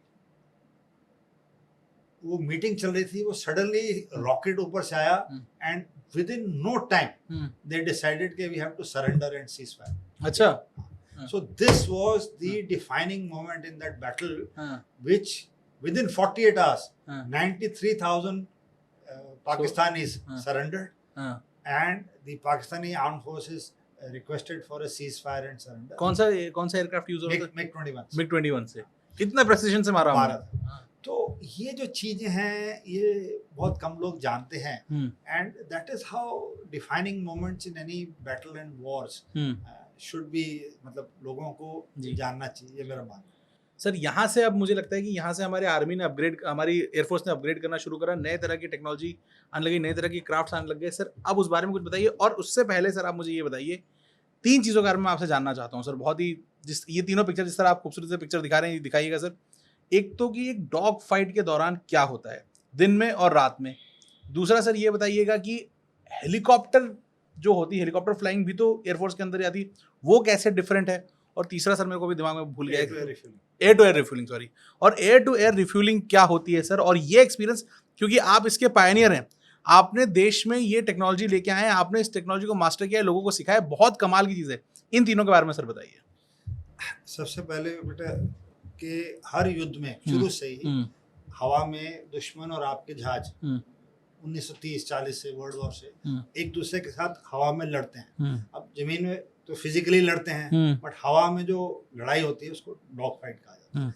उसमें क्या रहता है कि आपको उस जहाज के पीछे आना पड़ता है, सारा गेम ही पीछे आगे एम करके उसको मारना है। और पीछाना मुश्किल होता है, पीछाना मुश्किल होता है, वो आने नहीं देता। दंगल की तरह है, मतलब वो आपकी पीठ लगाना चाहते हो। आप कुश्ती में क्या करते हो, कुश्ती में पहलवान दूसरे पहलवान की पीठ लगाने की कोशिश करता है। आपने कोई भी रेसलिंग देखी, बट वो पहलवान अपनी पीठ लगाने नहीं देता। पूरी जलकम रेसलिंग इज ऑल अबाउट पीठ नहीं लगेगी। ऐसे ही एयर लड़ाई में वो आपको पीछे नहीं आने देगा। बस सिंपल है, इससे सरल में और एक्सप्लेन नहीं कर सकता। मतलब अगर दो जहाज आपस में लड़ रहे हैं, अब ये कॉम्बिनेशन में होते हैं। कई बार दुश्मन के 2 होते हैं, आप एक है। अब जैसे मैंने आपको इसकी कहानी सुनाई, वो 4 थे, निर्मल जी, वो 4 थे, आप एक थे, तो 4 वर्सेस 1। वो तो सर हर डायरेक्शन से कहीं से भी उसकी भी टैक्टिक्स है। अच्छा, अगर अगर दुश्मन के 4 हैं, आप अकेले, तो आपको क्या करना है। अगर वो 2 हैं, आप 2 हैं, तो क्या करना है। अगर वो 6-8 हैं, आप 2 हैं, तो क्या करना है। और अगर आप ज्यादा हैं, आप ज्यादा हैं, वो कम है, तो क्या करना है। ये सारी चीजें रूटीन टाइम में, पीस टाइम में प्रैक्टिस की जाती हैं रोज। उसके बाद वापस आने के बाद इसकी फिल्म्स होती हैं, जहाज में कैमरास होते हैं, वो रिकॉर्ड करते हैं, और फिर उसको हम आके प्ले करके डिसाइड करते हैं कि इसमें हम क्या कर सकते थे। और इसमें जो जमीनी रडार्स रहते हैं आपके, उसमें हमारे कंट्रोलर्स रहते हैं, फाइटर कंट्रोलर्स, उनका बहुत बड़ा योगदान है। और यही काम अब अवैक्स करता है हवा में। तो हवा में जो रडार उड़ रहा है उसको अवैक्स बोलते हैं, airborne warning and control system. तो हर युद्ध में, अब हर लड़ाई में, वो जो रडार है एक जमीन पे रहता है, एक हवा में रहता है। तो इन दोनों के अंदर तालमेल रहता है। ये जो जहाज उड़ रहे हैं, इनको गाइड और कंट्रोल करते हैं। तो वो ये बता रहे हैं कि वो इधर से आ रहे हैं दुश्मन के जहाज, आपको ऐसे पोजीशन करना है, इस लड़ाई में आप ऐसे मुड़ोगे, आप इसके पीछे जा। तो ये आपको असिस्ट कर रहे हैं, ये पूरी इन्फॉर्मेशन दे रहे हैं, ये दे रहे हैं। और पहले का फाइटर, पहले में तो कोई असिस्ट नहीं था। जब निर्मल सर उड़ रहे होंगे तो कोई असिस्ट, वो तो खुद ही वो तो मैंने आपको बोला ना, तो ओल्ड टाइमर्स उस टाइम पे होते थे रडार्स में, ऐसा नहीं करने। बट अब टेक्नोलॉजी इतनी बढ़ रही है, अब आदमी मोर एंड मोर डिपेंडेंट हो रहा है इन रियल टाइम। अब तो सैटेलाइट से, ग्लोबल पोजिशनिंग सिस्टम से, और ट्रैकिंग डिवाइसेस से आपको सारे, बट पहले ऐसा नहीं था। तो दिस इज टिपिकली, मतलब एक आपके ऑडियंस के लिए ये है डॉग फाइट। तो ये दिन में भी, रात के लिए अंदर मुश्किल होता है, क्योंकि स्पॉटिंग बहुत कठिन हो जाती है। दिन में आपको दिख जाते हैं, नाइट में सब लाइट्स बंद कर देते हैं, कोई खास बात नहीं होती है। तो आपको फिर आजकल तो नाइट विजन गॉगल्स आ गए, you have to wear night vision, and उसमें डिटेक्ट होता है। बट नाइट के लिए मोर एंड मोर टेक की यूज होती है। जहाज के अंदर जो रडार है वो आपको पकड़ता है, जो ग्राउंड के रडार्स हैं वो आपको गाइड करते हैं। तो वो ब्लिप लेके आपको वहां तक ले जाएगा कि वो इतनी दिशा पे, इस डिस्टेंस पे है। तो इस तरह से लड़ाई होती है, ये होगी। और पीछे लग के उसको शूट करना होता है। अब उसको आपके कोन में लाना पड़ता है, उसको फायरिंग कोन में। तो उसमें फिर सब्जेक्ट टू डिस्टेंस आपके पास वेपन्स रहते हैं, जिससे आप उसको एंगेज कर सकते हैं। सबसे पास है तो गन से भी हो सकता है, थोड़ा दूर है मिसाइल्स, रॉकेट्स से फायर कर सकते हैं। That's how air combat happens. Next coming to air refuelling. Air to air refuelling में क्या रहता है कि बेसिकली एक टैंकर रहता है, जो जिसके अंदर फ्यूल रहता है। ये जो जहाज है ये हवा में उड़ता है, एंड जितने भी फाइटर्स हैं वो अपनी रेंज बढ़ाने के लिए ये एयर में, अब जैसे मैंने इंटरनेशनल एक्सरसाइज बोला आपको, अब वो कितनी बारी उतर के रिफ्यूल करेगा, फिर कितना उड़ेगा। तो जहाज अब सक्षम है 8, 9, 10 घंटे लड़ाकू जहाज एक बारी में उड़ने के लिए। 8, 9, 10 घंटे तक लड़ सकता है वो। हाँ, लड़ सकता है, जो पहले मुमकिन नहीं था। तो उसको ये जो कैपेबिलिटी मिली है, और उससे मैं अभी बता भी रहा था आपके कोलीग को कि जो अटैक का जो क्षमता रहती है वो बढ़ गई है। तो पहले अगर आपको पता है कि दुश्मन के जहाज इसी दिशा से आएगा, उसके पास इतना ही ईंधन है, वो इतनी मतलब 1-1.5 घंटे का ईंधन है, तो 45 मिनट ही दूर आ सकता है, क्योंकि उसको फिर वापस 45 मिनट जाना ही पड़ेगा। तो मैं अपने डिफेंसेस उतने डिस्टेंस पे लगा दूंगा। बट अगर मैं अपने ही इलाके में फिर से फ्यूल भर लूं, अब मेरे पास 1.5 घंटे का और ईंधन है 45 मिनट उड़ने के बाद। अब मैं उस 1.5 घंटे में मैं लेफ्ट से आ सकता हूँ, मैं राइट से आ सकता हूँ, घूम के पिछली साइड से आ सकता हूँ। तो मैं एज ए डिफेंस लगाने के लिए मेरे को कितना काम करना पड़ेगा जी।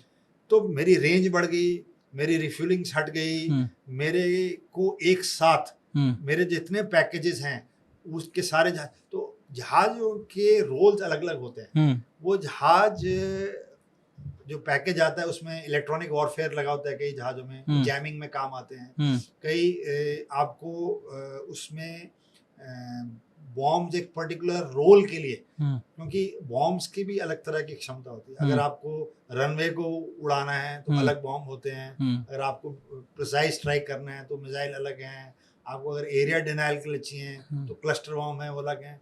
तो एक जहाज सारी चीज नहीं ले जा सकता, तो वो एक पैकेज जाता है, बहुत बड़ा पैकेज जाता है। तो वो अगर आप गए वो और ओआरपी से उस देश का जहाज उड़ गया या दुश्मन का, उसको एंगेज करने के लिए जहाज चाहिए, तो वो भी साथ में जाते हैं। तो ये इसको पूरे को पैकेज बोलते हैं। तो उसकी जो क्षमता है वो सारी की सारों की एयर टू एयर रिफ्यूलर से बहुत जबरदस्त बढ़ जाती है। तो उसमें क्या रहता है, हवा में जहाज के एडजेस पे पॉड्स रहते हैं, उसमें से एक होज बाहर निकलता है, करीब 70 फीट लंबा होता है, पीछे एक छतरी होती है। तो जैसे आप रेलवे स्टेशन पे देखते हैं या कहीं कॉमन प्लेस में देखते हैं, पानी के लिए आप ऐसे नल खोलते हैं ट्रेन में, तो आप एक लीवर है उसको उठाइए, पानी आता है, जैसे ही आपको ग्लास भर के आप छोड़ेंगे पानी रुक जाता है। जी। ऐसे ही एयर टू एयर रिफ्यूलिंग में होता है। अच्छा। तो एक बास्केट रहती है, फाइटर के एक प्रोब रहता है, तो ये आगे फाइटर प्रिसाइज बिल्कुल मिलीमीट्रिक, ये तो बहुत ही स्किल वाला काम, क्योंकि हवा में स्पीड पे उस स्पीड पे थोड़ा भी इधर उधर हुआ, उसको लाके उसको उसमें से हुक करके, अब एक इतनी बड़ी स्टील की बॉल होती है, उसके अंदर फ्यूल होता है हाई प्रेशर, तो ये प्रोब आके उस बॉल को पुश करेगा, धक्का मारेगा, तो उसके अंदर से फ्यूल आना स्टार्ट हो जाता है। तो वो इस प्रोब के अंदर वो फ्यूल सक करता है, तो फ्यूल लेता रहेगा, जितना इसको चाहिए उतना लेने के बाद ये अपने आप को पीछे कर लेगा, टक से बॉल आके आएगी, बंद हो जाएगा। तो देयर इज नो, ये रात को भी हो जाता है सर? सब होता है, रात को भी होता है। आपने ये पर्सनली पहली बार जब किया तो क्या एक्सपीरियंस था सर? अरे गजब। तो समुद्र के ऊपर भी होता है, पहाड़ों के ऊपर भी होता है, it is a wonderful this. उससे क्या रहता है कि दी जो टैक्टिक्स है ना वो पूरी चेंज हो जाती है, आपकी जो डिप्लॉयमेंट है। अब पहले जो जहाज को श्रीनगर से सर्विसिंग के लिए अगर बैंगलोर जाना पड़ता था, HAL, उसको 2 जगह उतरना पड़ता था।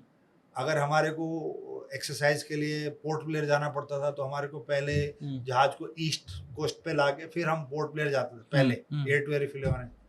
अब कुछ नहीं है, अब आप सीधा उड़िए और पोर्ट ब्लेयर भी जाइए और बिना लैंडिंग के वापस भी आ जाइए। अब आप सीधा श्रीनगर से उड़िए और आप सीधा बैंगलोर लैंड करते हैं, लड़ाकू जहाज। तो ये एक क्षमता है। ऐसा भी है सर कि जितनी कम बार प्लेन लैंड करेगा उसकी लाइफ भी बढ़ती है? हाँ, लैंडिंग्स का भी रहता है, लैंडिंग्स का भी रहता है। हर एयरक्राफ्ट की अपनी होती है, कईयों में landings are also binding factor, तो उतनी बच जाती है। But it's a huge saving, because the stress to bring down the aeroplane, to land it again, then refuel, then उतने लोग आपको हर जगह रखने पड़ेंगे। जी। जहाज को सर्विस करके फिर तैयार करके, तो अगर आपको 3 जगह उतरना है तो आपको 3 जगह टीम्स पहले से पोजीशन करें, वो सब बच गया। Wow sir. हेलीकॉप्टर्स हैं, वो एक्चुअल फ्लाइंग जो है ना वो हेलीकॉप्टर्स ही होती है। हेलीकॉप्टर्स एक बहुत ही सुंदर इन्वेंशन है। and helicopters have been used in our country in all the wars. तो मी 4 से स्टार्ट हुए हेलीकॉप्टर्स, फिर मी 8 आए, फिर धीरे धीरे अगर आपको ध्यान हो तो हमने IPKF ऑपरेशंस की, उसमें हमने अटैक हेलीकॉप्टर्स यूज़ किए, मी 25, मी 35। उसके बाद हमारे पास एक 1986 में शायद मी 26 जहाज आया, दुनिया का सबसे बड़ा हेलीकॉप्टर, रशिया से हमने लिया था, ह्यूज हेलीकॉप्टर्स, उसकी क्षमता है 15 से 16 टन उठाने की हेलीकॉप्टर की। तो ये जो चीज़ें रहती हैं ये आपकी पूरी 1950s से लेके और टिल 80s जितने भी नॉर्थ ईस्ट की जगहें हैं वहाँ सड़कें नहीं थी उस टाइम, एंड जितना नॉर्थ एरिया में श्रीनगर से ऊपर लेह लद्दाख ये area all were air maintain. अच्छा, ऑल जहाँ पे वो जो लोग रहते थे, यहाँ पे जितने भी ट्रूप्स थे उनको एयर से सपोर्ट किया जाता था, उनकी राशन, सप्लाईज, मेल्स, चिट्ठियाँ, सब कुछ हेलीकॉप्टर और जहाज से जाते थे। That was called air maintenance. उस पर हमारे जो ट्रांसपोर्ट और हेलीकॉप्टर एयरक्राफ्ट उन्होंने बहुत योगदान दिया। ये 30 साल 1950 से लेके 1980s तक, एज अर्ली एज 9। फिर धीरे धीरे आप सड़कें बनने लगी, धीरे धीरे और हवाई पट्टियाँ बनने लगी, धीरे धीरे रेलवे ट्रैक्स बनने स्टार्ट हुए, धीरे धीरे एयरपोर्ट्स बनने। तो इसकी रिक्वायरमेंट अभी भी बहुत सारी ऐसी जगहें हैं हमारे देश में जहाँ की इंडियन एयरफोर्स इंडियन आर्मी को बाय एयर सपोर्ट कर रही है, and army themselves are supporting their own troops by air. Correct. तो वहाँ कई जगह ड्रॉप करते हैं, तो कई ऐसी जगह है जहाँ उतरने की भी जगह नहीं है, बट आपकी ट्रूप्स वहाँ पे पहाड़ों में, तो हेलीकॉप्टर जाएगा वहाँ पे होवर करेगा, ऊपर से पैराशूट से राशन, सप्लाईज, मेल, ये वो सब ड्रॉप करेगा, वो नीचे आएगा तो वो ट्रूप्स के लिए वो खाना एंड वो है। तो these kind of things are happening, and चाहे वो इवैक्यूएशन रही हो, चाहे वो फ्लड्स में रहे हो, चाहे वो अटैक के लिए यूज करना हो, आपकी जितनी भी आजकल बॉर्डर रोड्स और ये हिल्स वगैरह में जो उसमें हेलीकॉप्टर्स का बहुत बड़ा योगदान है। कोई डिजास्टर आ जाता है आपका, मतलब कहीं पे चाहे केरला फ्लड्स हो, चाहे वो फ्लैश फ्लड्स हो, चाहे वो उत्तराखंड में कोई लोग फंस जाएं, कोई माउंटेनियरिंग में बहुत सारे लोग फंस जाते हैं, उनको फिर हमारे हेलीकॉप्टर जाके इवैक्यूएट करके लाते हैं। तो ये बहुत ही गजब की चीज़ है हेलीकॉप्टर्स, बहुत बढ़िया। सर आपने भी 2 कमाल के मिशन अपनी लाइफ में किए हैं सर, बहुत सारे किए होंगे लेकिन 2 के बारे में हम बात करते हैं सर। उन 2 मिशन के बारे में बताइए sir. See I was a part of Male operation, तो उसमें 1988 में IPKF में भी था मैं, 1987-88 में। उसमें भारतीय troops were deployed in Sri Lanka जी, एंड वी वर डूइंग उस टाइम पे एयर मेंटेनेंस। तो हमारे जो ट्रूप्स थे उनको हमें सस्टेन करना होता था। जैसे मैंने आपको बताया कि लॉट ऑफ प्लेसेस नीचे से LTT की जब लड़ाई चल रही होती थी, तो हम जाफना ववोनिया इधर लैंड करते थे, तो वहाँ से जो भी सामान वगैरह है वो हेलीकॉप्टर्स लेके used to air drop, because उस जगह पे अब आप बाय रोड जाएं तो आप पे अटैक हो जाएगा, ये हो जाएगा। एंड ऐसे ही माले में वहाँ कोई ऐसी फायरिंग वगैरह नहीं थी, बट वहाँ पे भी जो हमारे ट्रूप्स डिप्लॉयड थे वो इंडियन गवर्नमेंट ने उनके साथ एग्रीमेंट करके 1 साल 1 year full, I recall 1988 to 1989 पूरा 1 साल इंडियन ट्रूप्स वर स्टेशन इन मालदीव्स। तो हमने वो जो उनकी तख्ता पलट की सरकार थी उसको बचाया, उधर सारी उनको हेल्प की, उनके हॉस्पिटल्स वगैरह चलाए, उनकी सारा इंफ्रास्ट्रक्चर, इंजीनियरिंग के काम किए, उनके रनवेज वगैरह में उनकी हेल्प की, उनकी आर्म फोर्सेस की ट्रेनिंग की हेल्प की। उनका उन दिनों उनके यहाँ कुछ नहीं होता था, तो ये सारा काम करने के लिए we help them a lot, and I was very young those days, but we did take part. Sir एक चीज पूछना चाहूंगा, एयर ड्रॉप का भी कोई मैकेनिज्म है? यस सर, वो समझाएं एयर ड्रॉप क्या होता है, और जब हम ट्रूप्स को एयर ड्रॉप करना वर्सेस सामान को एयर ड्रॉप करना, इनमें क्या होता है? फर्क है जी सर। बहुत फर्क। एयर ड्रॉप एक बहुत बढ़िया कंसेप्ट है जी। उसमें क्या रहता है कि एक एरिया आपको दिया जाता है कि आपको इस एरिया पे ये चीजें ड्रॉप करनी। इट कुड बी इन अ लड़ाई, it could be a jeep, it could be a gun. Jeep भी ड्रॉप होती है सर? हाँ, सब होता है। It could be a tank. Tank भी ड्रॉप होता है? यस, टैंक कैसे ड्रॉप हो जाता है सर? टैंक का एक बीएमपी वर्जन होता है, hmm. Not a full player. तो वो बीएमपी वर्जन होता है, उसमें व्हील्ड ट्रैक्स होते हैं। सो ये IL-76 एक जहाज है। तो IL-76 में प्लेटफॉर्म्स होते हैं। तो प्लेटफॉर्म्स के ऊपर ये चीज पार्क करके जहाज में चढ़ाई जाती है। ठीक है, तो किसी रोल के जैसे बीएमपी रहा, टैंक का छोटा भाई जी। वो हाँ, एक आता है हाँ, और दो बड़ी गन्स हाँ, या दो बड़ी जीप्स हाँ, वो दो आती हैं। हाँ, तो ये जहाज में लोड हो जाती हैं। उसके नीचे स्टील के पहिए होते हैं, हाँ, रोलर्स पे होती हैं। हाँ, तो इनके साथ नीचे ही और ऊपर पैराशूट्स पैक्ड होते हैं। तो ये जहाज को पे जमीन पे लोड हो जाती हैं। उसके बाद जहाज हवा में जाता है।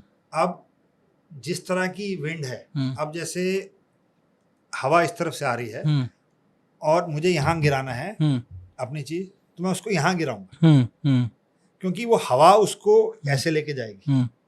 अगर मैंने इसके ऊपर गिराया तो ये हवा इसको यहाँ ले जाएगी, क्योंकि हवा का रुख बहुत जरूरी होता है in any air drop. And many a times जो फॉरवर्ड स्पीड होती है जहाज की, वो भी डिफाइन करता है कि कितनी पहले गिराना है। अगर कम स्पीड है तो उतनी पास गिराना है, बट अगर आपकी जहाज की स्पीड तेज है तो आपको मतलब उसके पास गिराना पड़ेगा। तो ये सारे फैक्टर्स कैलकुलेशन। और ओल्डन डेज में जब हम उड़ते थे तो हर चीज मैनुअली होती थी, मैप्स पे उस पे। आजकल ऑटोमेशन है, तो आजकल कंप्यूटर्स, बट हम उस स्कूल के हैं, हम मैनुअली कैलकुलेट करते हैं और उसको कंप्यूटर से क्रॉस चेक करते हैं। अच्छा। कई बारी मशीन आपको गलत, आप देखें आपका जीपीएस आपको कई बारी गलत जगह। जी। हवाई जहाज में ऐसा नहीं कर सकते। हवाई जहाज में आप पहले खुद कैलकुलेट करते हैं और फिर उसको कंप्यूटर से मिलवाते हैं। अगर मिल गया तो इट मींस ठीक है, बट अगर नहीं आया, एरर है, then we again sit down, ये ठीक बोल रहा है कि हम गलत कर रहे हैं। So once you are sure के ये स्पीड है, ये विंड्स हैं, ये डायरेक्शन है, ये है, बट हवा में कई बारी जाने के बाद ये तो अपने जमीन पे बदल जाता है। हाँ। अब उतनी विंड ही नहीं है। हाँ। बादल हैं, आपने हाँ। सोचा ही नहीं था बादल होंगे, या आपने सोचा बादल हैं बट बादल है ही नहीं। ठीक है, आपने सोचा कि इतनी क्लियर विजिबिलिटी है बट धुंध है, या आपने सोचा धुंध होएगी बट क्लियर है। ठीक है, तो बड़े सारे फैक्टर्स रहते हैं। तो वो फिर हम हवाई जहाज के अंदर बैठ के प्लान करते हैं। एंड ये जो रैंप खुलता है इन बड़े जहाजों में, AN-32 हो गया, IL-76 हो गया, तो उसमें जो पीछे का रैंप खुलता है वो खुल के नीचे चला जाता है जहाज की बेली पे। तो आपको एक फ्लैट सरफेस मिलता है। तो वो फ्लैट सरफेस में जब हम उस जगह पे पहुंचते हैं तो हमारे पास वो उसमें मोटर्स लगी रहती हैं जहाज के, उसमें रेल्स होती हैं। तो जैसे हम मोटर ऑन करते हैं वो रेल मतलब फ्रिक्शनलेस है, तो जस्ट पुश इट, मतलब आप एक उंगली मारेंगे तो रोल कर देगा। तो उसको जस्ट पुश करना पड़ता है, वो रोलर के साथ वो बाहर जाती है आइटम शक से, और एयर प्रेशर इतना होता है हवा का कि वो जो पैराशूट है वो डिप्लॉय हो जाता है, छतरी खुल जाती है। तो छतरी खुलते ही टैंक के लिए भी छतरी सबके, तो वो छतरी खुलते ही वो बड़ी छतरियां खुलती है। एक पहले छोटी छतरी खुलती है, that is enough of force to open another parachute. It's like a shoe string. आपने एक धागा खींचा तो उससे धीरे धीरे बाकी धारे उस स्पीड से खुलते रहेंगे। तो आपके सारे के सारे पैराशूट्स डिप्लॉय हो जाते हैं, और वो उस वजन को उस पे प्लेटफॉर्म का है उसको धीमी गति से लाके और जमीन पर छोड़ देता है। और सारी एक्सरसाइज में उसके अंदर जो गाड़ी का जो टैंक का ड्राइवर होता है वो भी साथ जंप मारता है, साथ में अंदर ही बैठ के अलग से। हाँ, वो साथ में उतरेगा, पैराशूट अपना रैप करेगा, इसको उतारेगा उस प्लेटफॉर्म से, स्टार्ट करेगा, लेकर निकलेगा। So this is how paradraop. Sir parachute manoeuvre करना भी अपने आप में स्किल होगी। पैराशूट में I have done parajumps. हाँ, पैराशूट एक अलग सी गेम। अच्छा, ब्यूटीफुल। किसी और दिन में आपको सुनाऊंगा पैरा की कहानियां जी। तो इट्स ए वंडरफुल फीलिंग, मतलब आप और नेचर और हवा और बादल और आप नीचे आ रहे हो, कुछ नहीं है आपके। सर आप मैक्सिमम किस हाइट से जंप किया आपने? हमने I have not done, people have jumped, हम तो 3-3.5 फीट से जंप किया। जी That is a normal para jump. जी, I did a basic course. जी, but जो प्रोफेशनल्स हैं जो स्काई डाइविंग करते हैं वो 8-8, 10-10, 12-12 हजार फीट से जंप करते हैं। कमाल सर। कारगिल की वॉर की तरफ बढ़ते हैं। कारगिल की वॉर वाज डिफाइनिंग, क्योंकि उसमें क्या रहा है कि और तब हमारा क्राफ्ट कौन सा है सर? 1999 में हमने primarily we used MiG-29s, we used Mirage 2000s, and we used Jaguars and MiG-21s. इसमें क्या था, the political direction was not to cross line of control. तो पाकिस्तानीज हैड कम, तो हमने क्या किया, हमने जो उनकी हिल फीचर्स थे उनको हमने डिसाइड किया कि इनको हम निकालेंगे एयरफोर्स में। अब इतने प्रिसीजन वेपन्स भी नहीं होते थे, तो Indian air force and India is known, उसको हिंदी में आप जुगाड़ कहते हैं, बट हम उसको इम्प्रोवाइजेशन कहते हैं। तो हमने बहुत सारे फॉरेन इक्विपमेंट को इम्प्रोवाइज किया, इंडिजनाइज किया। तो हमने उनके ऊपर लेजर डेजिग्नेटर्स लगाए, तो जमीन पे उस टारगेट पे जहाँ हम चाह रहे थे, तो नीचे से लाइट अप करते थे लेजर को, तो जहाज से जो बॉम्ब या मिसाइल या रॉकेट निकलता था वो उस लेजर की तरफ जाता था। तो ऐसे कर करके हमने फिर वो टारगेटिंग स्टार्ट की, and we gave beautiful results in support of the army that time. And हमारी मदद से आर्मी ने बहुत सारी चीज़ें जीती। वी लॉस्ट उस time squadron Ajay Ahuja got captured, and MiG-21, and he died, sorry, and Nachiketa got captured MiG-27 से। तो MiG-23, MiG-27s were all used at that time.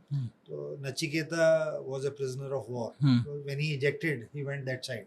तो सब चीज़ पास में है, मतलब हवा में कुछ डिस्टेंसेस का ज़्यादा वो नहीं रहता, एंड ऐसी कोई बॉर्डर भी नहीं बना होता हवा में। वो तो ह्यूमन बींग्स हैव मेड कि ये हमें ये पाकिस्तान में हवा में when you eject, winds can take you here and there.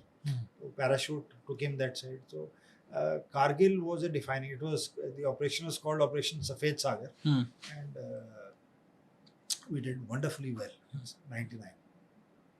कमाल सर। सर अब थोड़ा क्राफ्ट्स के बारे में बात करते हैं। सुकोइज, मिग्स, ये जिस तरह के आज जो हमारे पास हैं उन सब के बारे में, तेजस के बारे में, रफाल्स के बारे में क्या है सर? क्या है हमारे पास जो आज की डेट में हमारे बैकबोन है फाइटर्स की, वो Su-30s है। Su-30s जी, वो हमारे पास करीब 250 के करीब है। तो ये जहाज आए थे 2001-2 में रशिया से, ऑपरेशनलाइज वगैरह हुए। ये बैकबोन है हमारी फाइटर्स फ्लीट। तो ये 4th जन के थे, बट अभी हमने धीरे धीरे इसको इम्प्रोवाइज करके थोड़ी विदेश से मदद और थोड़ी हमारे अपने वेपनाइजेशन से हमने इसको 4.5 जनरेशन का बना दिया। सर ये भी समझाइए 4th जन और 4.5 जनरेशन। बेसिकली ये रहता है बेटा, जनरेशंस का ये रहता है कि जो कम से कम रडार पिकअप करे। हर युद्ध में, हर लड़ाई में एम रहता है कि दुश्मन के रडार आपको ना पकड़े। तो और जितनी पास जाके देख पाए, कम से कम पास, उतना हमारे लिए अच्छा है, क्योंकि उसको उतना कम रिएक्शन टाइम मिलेगा जी।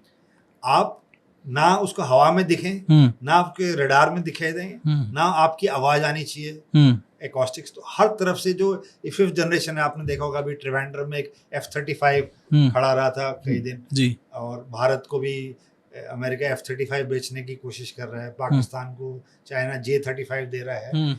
ये सारे 5th जनरेशन फाइटर्स हैं। तो ये जो जहाज है, ये रफेल इज 4.5। भारत अपना एक 5th जनरेशन बना रहा है, एम का, AMC है, आपने देखा होगा, रक्षा मंत्री ने भी थोड़े दिन पहले कहा था जी कि एम का हम बना रहे हैं। तो एम का 2035 तक बनेगा।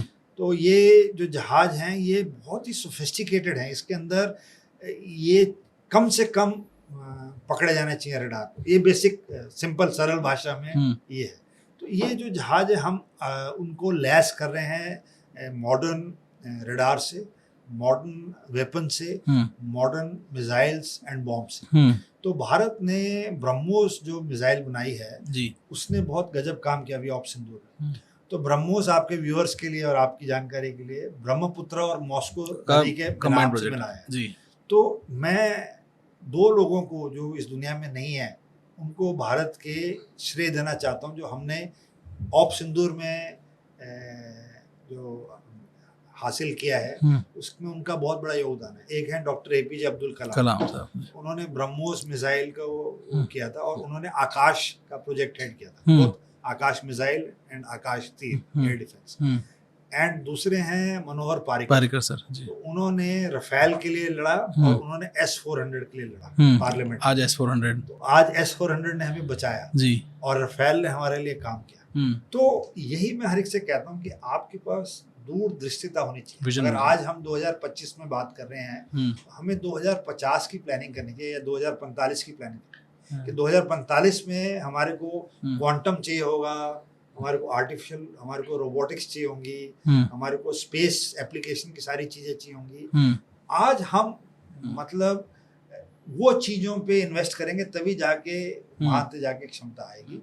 तो ये सारी चीजें जो इंडिजिनाइज हुई हैं ये इस पीरियड में हुआ। तो Su-30s आए हमारे पास 2005-7 के आसपास। फिर हमने मिराज लिए थे, 80s में आए थे, उनको अपग्रेड किया। तो हमने फ्रांस से किट्स ली, तो HAL ने उनको अपग्रेड किया, तो उसको भी 4th जनरेशन से 4.5 जनरेशन बनाने की कोशिश की गई मिराजेस को भी। फिर हमारे पास जो ओल्ड एयरक्राफ्ट थे, इक्विपमेंट्स, चाहे वो जैगवर्स हों, MiG-21, MiG-23 हमने फेज आउट कर दिए। MiG-21 बाइसन्स भी 2001 में हमने उसमें रडार लगाए, बियॉन्ड विजुअल रेंज मिसाइल्स लगाई, हमने उसमें सेंसर्स लगाए। तो ये सारी चीज़ें हमने इस इरा में 2000 से लेके और 2007-8 तक अपग्रेड किया। तो हमारे पास इतना, क्योंकि नए जहाज बहुत महंगे आते हैं, बहुत ज़बरदस्त महंगे आते हैं, एंड इट इज़ नॉट एक बारी आपने खरीद लिया, उसको रेगुलरली सस्टेन करना, मेंटेन करना, उसमें वेपन्स डालना, उसको ओवरऑल करना, ये बहुत एक्सपेंसिव काम है। तो उसके प्रति, और भारत को जो आपका नेक्स्ट प्रश्न है LCA के बारे में, तो उसमें हमारे को काफ़ी धक्का लगा कि हमारे इंडिजिनस जो हमने इंजन बना रहे थे, कावेरी इंजन, वो बना नहीं। तो 84-86 में हमने कंसेप्ट किया LCA बनाने का। फिर वो ड्राइंग बोर्ड पे रहा, तो एक एजेंसी है बैंगलोर में, ADA एयरक्राफ्ट डिज़ाइन एजेंसी, तो उनको काम मिला था, HAL को प्रोड्यूस करने का काम मिला। तो पहले उन्होंने डिज़ाइन किया, और जो बीच का भाग था डेवलप करने के लिए, उसके लिए हमारे को टेस्ट बेड चाहिए, उसके लिए हमारे पास हमारे को मशीन्स चाहिए, हमारे पास वो मेटलर्जी होनी चाहिए कि 1000 डिग्री सेंटीग्रेड पे वो मेटल ऐसा होना चाहिए कि वो अपनी क्षमता है वो खोना नहीं चाहिए। हमारे को ऐसे सेंसर्स चाहिए, हमारे को इजेक्शन सीट्स चाहिए, हमारे को रडार चाहिए, हमारे को ऐसा स्ट्रक्चर चाहिए जो भारी नहीं होना चाहिए, कॉम्पोजिट्स चाहिए। तो ये एयरक्राफ्ट डिजाइनिंग एंड मैन्युफैक्चरिंग जो फाइटर्स की है, it is as and more complex than a nuclear technology. तो ये कोई देश शेयर नहीं करना चाहता किसी और देश के साथ। तो दुनिया में 4 ही ऐसे देश है, 5, जो फाइटर इंजन बनाते हैं, वो देना नहीं चाहते भारत को ये। और हमारे पास वो चीजें ही नहीं है कि हम खुद बनाएं, और हमने वो सारा काम सरकारी एजेंसी को दिया हुआ था। अब आप अमेरिका देखिए, अमेरिका में अभी 6th जनरेशन फाइटर के लिए NGAD वो है कंसेप्ट, 3 प्राइवेट कंपनी हैव बिडेड, उन्होंने बिड किया कि हम 6th जनरेशन फाइटर बनाएंगे। तो वो उनकी क्षमता है। हमारे पास एक ही सरकारी एजेंसी है, HAL।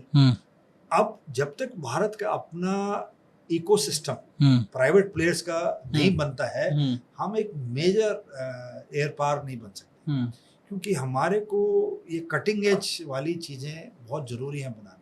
तो LCA कहीं ना कहीं डिले हुआ, फिर भारत ने अमेरिका से करार किया कि हम आपके इंजन्स ले लेते हैं जो बने बनाए हैं। तो फिर उन्होंने एग्री किया, तो G404 इंजन है, तो भारत ने वो लिए, वो उन्होंने दिए 83, भारत का पहला कॉन्ट्रैक्ट ये था, सॉरी 40।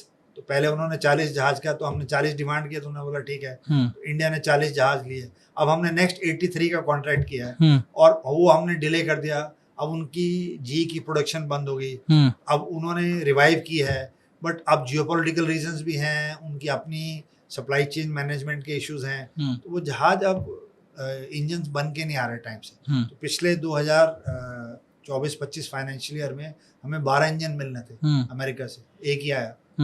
अभी वो बोल रहे हैं 10 इंजन और देंगे 2025-26 फाइनेंशियल ईयर में, मुझे नहीं पता कितने आएंगे। बट LCA प्रोजेक्ट बहुत स्लो चल रहा है। उसके बाद हमने इसको LCA Mark 1 एक हमने और रूम दिया, उसमें एडवांस्ड रडार्स रहेंगे, एडवांस्ड वो रहेंगे। तो कंसेप्ट ये था हमारा कि हमारे जो MiG-21 के स्क्वाड्रन्स हैं, वो जब फेज आउट होंगे, जो कि अभी अगले महीने हो रहे हैं, तो हमारे को ये था कि हमारे सारे LCA आ जाएं तो हम उसको रिप्लेस कर दें, बट कहीं ना कहीं LCA नहीं आया और वो फेज आउट हो रहे हैं और कुछ सालों में और कमी होगी, तो फिर एक LCA Mark II बना रहे हैं हम। उसमें हम प्लान ये है कि MiG-29 और Mirage 2000 को फेज आउट करेंगे, Jaguars फेज आउट होंगे, तो ये क्षमता ऑन है, 5th जनरेशन है। तो इस दौरान हमने रफाल खरीदे, तो रफाल हमारे आने स्टार्ट हुए 2018 से, एंड उसमें ये 4.5 जनरेशन एयरक्राफ्ट है, ब्यूटीफुल एरोप्लेन, एंड ये हमने 2 स्क्वाड्रन गवर्नमेंट टू गवर्नमेंट पिछले 20-25 सालों में यही एक बड़ी परचेज की गई है ऑफ द शेल्फ। बाकी हमने सारे अपग्रेड किए हैं, बट न्यू परचेज फाइटर्स की। पैरेलली हमने 2 C-130 लिए, तेजस बन रहे हैं जी, बट वो भारत में निर्मित हो रहे हैं, विदेश से जो खरीदने में है। उसमें हमने 2011 में C-130 लिए, 2013 में हमने C-17 लिए, 2019 में हमने अपाची और चिनूक आए भारतीय वायुसेना में। I was the project head for Boeing 777, जो प्रधानमंत्री जाते हैं जी। I was the project head for that aeroplane। अच्छा, जहाज हमने बनवाया। अच्छा, हाँ, तो ये जहाज आया 2020 में, तो जिसमें से भारत लिखा है। मैंने देखा है इधर सामने से वो जहाज, तो that I have ji was the project head for that जी। तो वो जहाज आया ये 2000, वो भी वायुसेना चलाती है, तो 2020 तक ये जहाज आए हैं। अब धीरे धीरे हम और जहाज ले रहे हैं आने वाले सालों में, बट मेन कमी ये है जो मैंने आपसे कहा कि LCA जब तक पूरी तरह से हम आत्मनिर्भरता के अलावा हमारे पास कोई रास्ता नहीं जी, क्योंकि कल को अगर जंग होएगी, अब जैसे रशिया अपनी जंग में बिजी है, ये है, और अमेरिका की कोई गारंटी नहीं है कि देगा कि नहीं देगा जंग में सामान, तो हम कहाँ से लें? सबसे मॉडर्न सामान तो देगा ही नहीं, कोई नहीं देता, कोई नहीं देता। आपके घर में भी 2 चाकू हैं, आपको पड़ोसी मांगने आएगा तो आप नंबर 2 ही दोगे ना, तो मेरे को नंबर 1, और देगा भी तो आपको कंट्रोल तो कर ही सकता है, क्योंकि सॉफ्टवेयर का सारा गेम है सर। कमाल sir wing commander Rakesh Sharma ji के बारे में बात करेंगे सर। राकेश शर्मा, हम एनडीए में थे, he was the first cosmonaut, वो एनडीए से थे, एंड एनडीए में एक बिल्डिंग है उनके नाम से, राकेश शर्मा ब्लॉक कहते हैं। तो जब मैं कमांडेंट था तो मैंने राकेश शर्मा जी से बात की, वेरी सीनियर टू अस, तो ऐसे सर आप आइए, आपके नाम का एक ब्लॉक है, but he was not keeping well those days. So he, along with Ravish Malhotra, were the 2 pilots who are test pilots who were selected to go space में जाने के लिए। तो इनकी ट्रेनिंग चली 1.5-2 साल के लिए, एंड ये 1984 में रशियन जहाज में सोयूज में ये गए थे जी। तो हम एनडीए में थे, कैडेट्स थे उन दिनों, ट्रेनिंग थे, तो ये आए थे एनडीए, मुझे याद है, मिले भी हमसे, हम सब बहुत सारे कैडेट्स थे, and he set a trailblazer। जब इंदिरा गांधी ने उनसे पूछा कि भारत ऊपर से कैसे दिख रहा है, तो उन्होंने बोला सारे जहां से अच्छा। और अभी आप देखिए शुभांशु शुक्ला होके आए हैं जी जी जी, तो वो भी टेस्ट पायलट हैं एयरफोर्स के जी। तो टेस्ट पायलट होते हैं, एक पायलट्स होते हैं जो कि ऑप्ट करते हैं किसी भी चीज या इक्विपमेंट को टेस्ट करने के, तो ये सारे फाइटर्स, ट्रांसपोर्ट, हेलीकॉप्टर सब मिक्स होते हैं। इनका कंसेप्ट ये होता है कि कोई भी नई चीज आप चाहे डेवलप कर, अब आप जैसे तेजस बना रहे हैं, अब तेजस आपने बनाई, उसको कौन टेस्ट करेगा कि ये जो मैंने इंजन बनाया है ठीक से काम कर रहा है कि नहीं कर रहा, ये जो मैंने विंग्स बनाए हैं ठीक से काम कर रहा है नहीं कर रहा, ये जो मैं रडार लगा रहा हूँ ये ठीक है कि नहीं है, ये रिस्की काम भी है, रिस्की, सब कुछ ही रिस्की है। ये अंडर कैज में जो पहिए लगाए हैं ये ठीक है कि नहीं है, ये जो ब्रेक्स लगाए हैं ये ठीक है कि नहीं है, ये जो पैराशूट लगाया है ठीक है कि नहीं है, ये कौन टेस्ट करेगा? ये टेस्ट पायलट होते हैं। तो हमारे यहाँ एयरफोर्स से ही जाते हैं, उनकी सिलेक्शन होती है, इनकी ट्रेनिंग होती है, एंड देन, क्योंकि मैंने आपसे पहले भी कहा था कि उसको अडेप्ट करने के लिए, उस पायलट को उस स्थिति में अडेप्ट करने के लिए जो क्षमता है वो सबसे ज्यादा आवश्यक है हमारे, और ये टेस्ट पायलट्स में बहुत, क्योंकि अभी भी जो शुभांशु शुक्ला गया है, he was the pilot of the spacecraft, बाकी उसके साथ 3 और थे astronauts, but he was the lead head for all the experiments on board. तो your ability to adapt and do new things in a unknown territory, आपको मालूम नहीं है, मतलब आप कहीं जा रहे हो जंगल में, अब आपके ग्रुप में सबसे सक्षम आदमी वही है जिसको जंगल में सांप पकड़ने आने चाहिए, जिसको लकड़ी काटने आनी चाहिए, जिसको पेड़ की टहनी काट के एक टेंट बनाना आना चाहिए, जिसको आग जलानी आनी चाहिए, जिसको जानवरों से लड़ना आना चाहिए, जिसको मशाल बनानी आनी। उदाहरण दे जी बिल्कुल सर। आप उस आदमी को साथ लेके जाना चाहेंगे जी। तो यही होता है टेस्ट पायलट। सर समय की कमी है, समय की कमी। आपको जाना नहीं तो मेरे पास तो कम से कम अभी सर 2 पॉडकास्ट और हैं। जाते जाते सर ऑपरेशन सिंदूर के बारे में ज़रूर बताइए। आपने और एयरफोर्स ने की नज़र से जो आपने देखा है वो सब क्या हुआ, कैसे हुआ, उस बारे में ज़रूर बताइए सर। देखिए ये डिफाइनिंग मोमेंट है और मैं बहुत पॉडकास्ट चैनल्स में कह चुका हूँ कि आने वाली सदियों में ऑप सिंदूर की जो एयर कैंपेन है वो किताबों में पढ़ाई जाएगी। क्यों पढ़ाई जाएगी?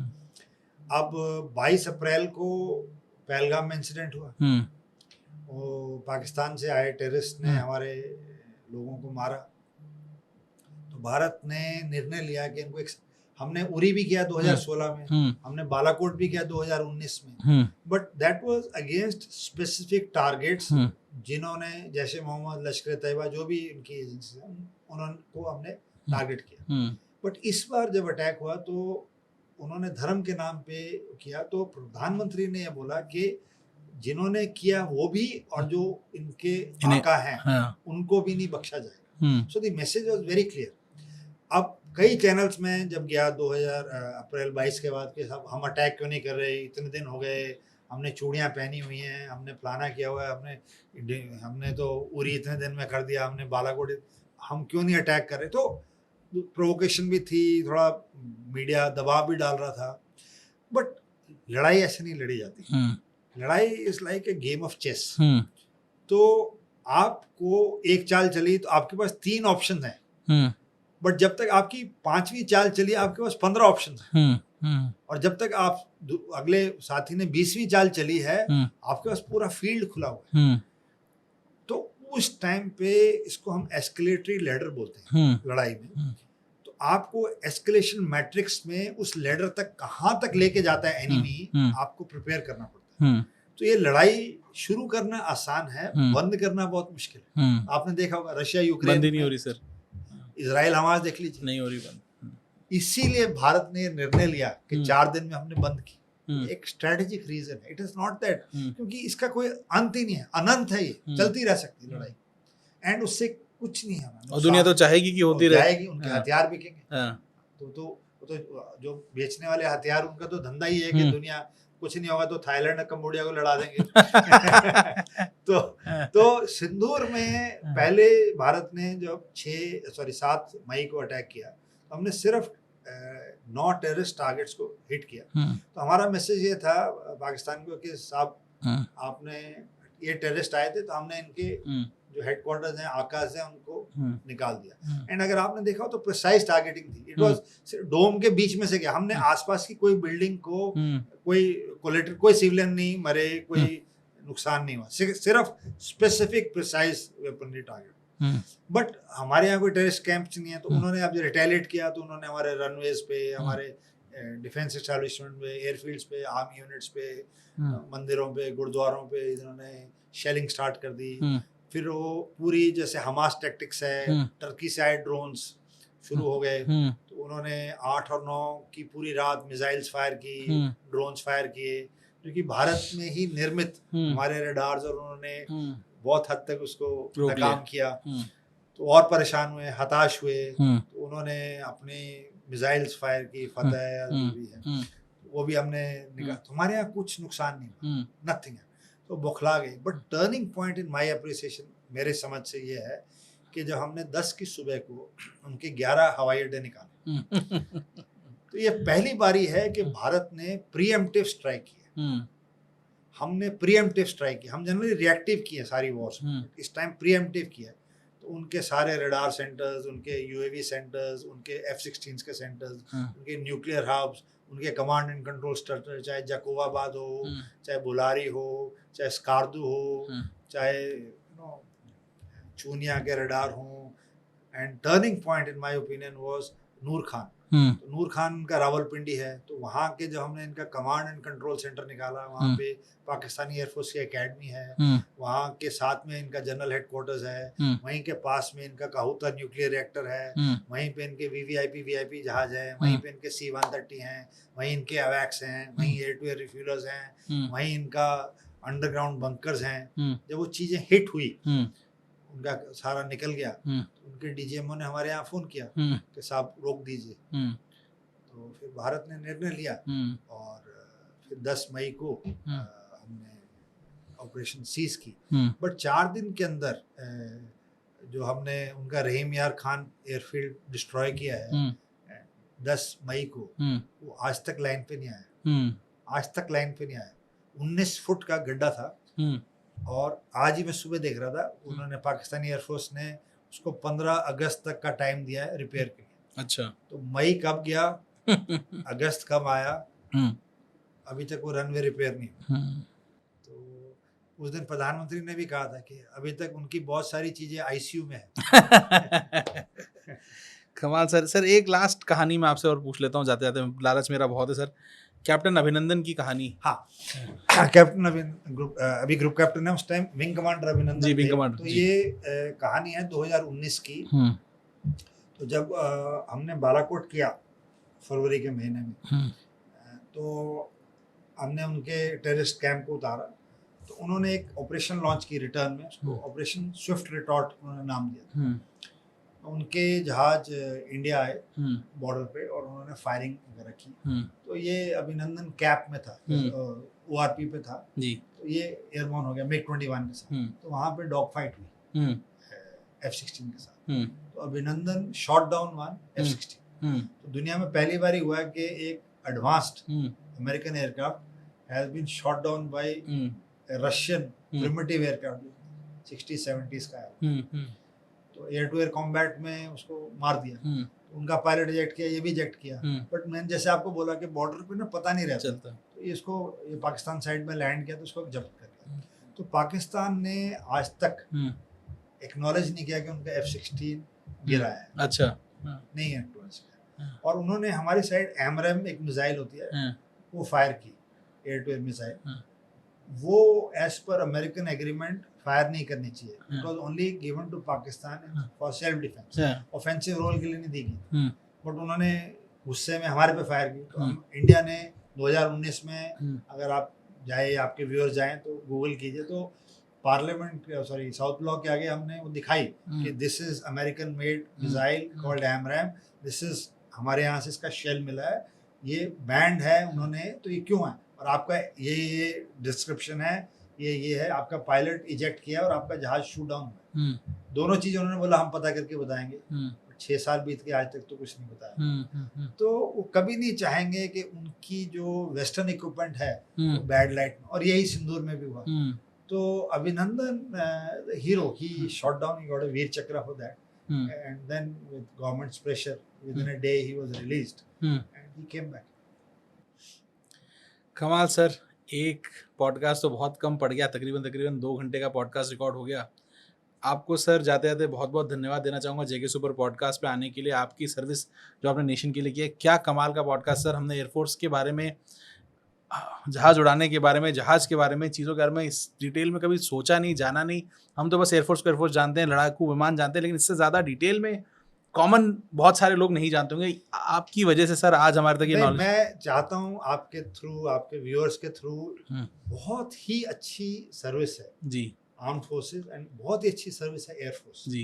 एंड आप जरूर जो भी बच्चे एस्पायर करना चाहते हैं, ज्वाइन करना चाहते हैं, किसी भी भाग से देश की उन्नति के लिए जुड़ना चाहते हैं, जरूर कीजिए। क्योंकि हमारा देश मेरी समझ में और 20 साल में एक बहुत बड़ी ग्लोबल पावर बनेगी जी। और हम चाहते हैं कि जो एस्पायरिंग बच्चे हैं वो जुड़ें। अगर आप आर्म फोर्सेस में नहीं भी आ सकते हैं तो आप डिफेंस रिलेटेड कंपनीज में जाइए, स्टार्टअप्स में जाइए, जो स्पेस पे काम कर रही हैं, जो मिसाइल्स पे काम कर रही हैं, जो वेपन्स पे काम कर रही हैं, aircraft design, tank design, ship design, इन पे काम कर रही हैं जी। तो कहीं ना कहीं आप जुड़ेंगे इस ग्रोथ में, आपको और देश को बड़ी अच्छी फीलिंग आएगी। कमाल सर बहुत सारे सवाल मेरे रह गए हैं। कोई एक बात स्क्वाड्रन दूसरे स्क्वाड्रन से अलग कैसे होती है, वो सब बहुत सारी फिर चीजें मेरी रह अगली गई हैं, बट बारी। मैं पूछूंगा अगली बार। सर बहुत बहुत धन्यवाद। जय हिंद सर।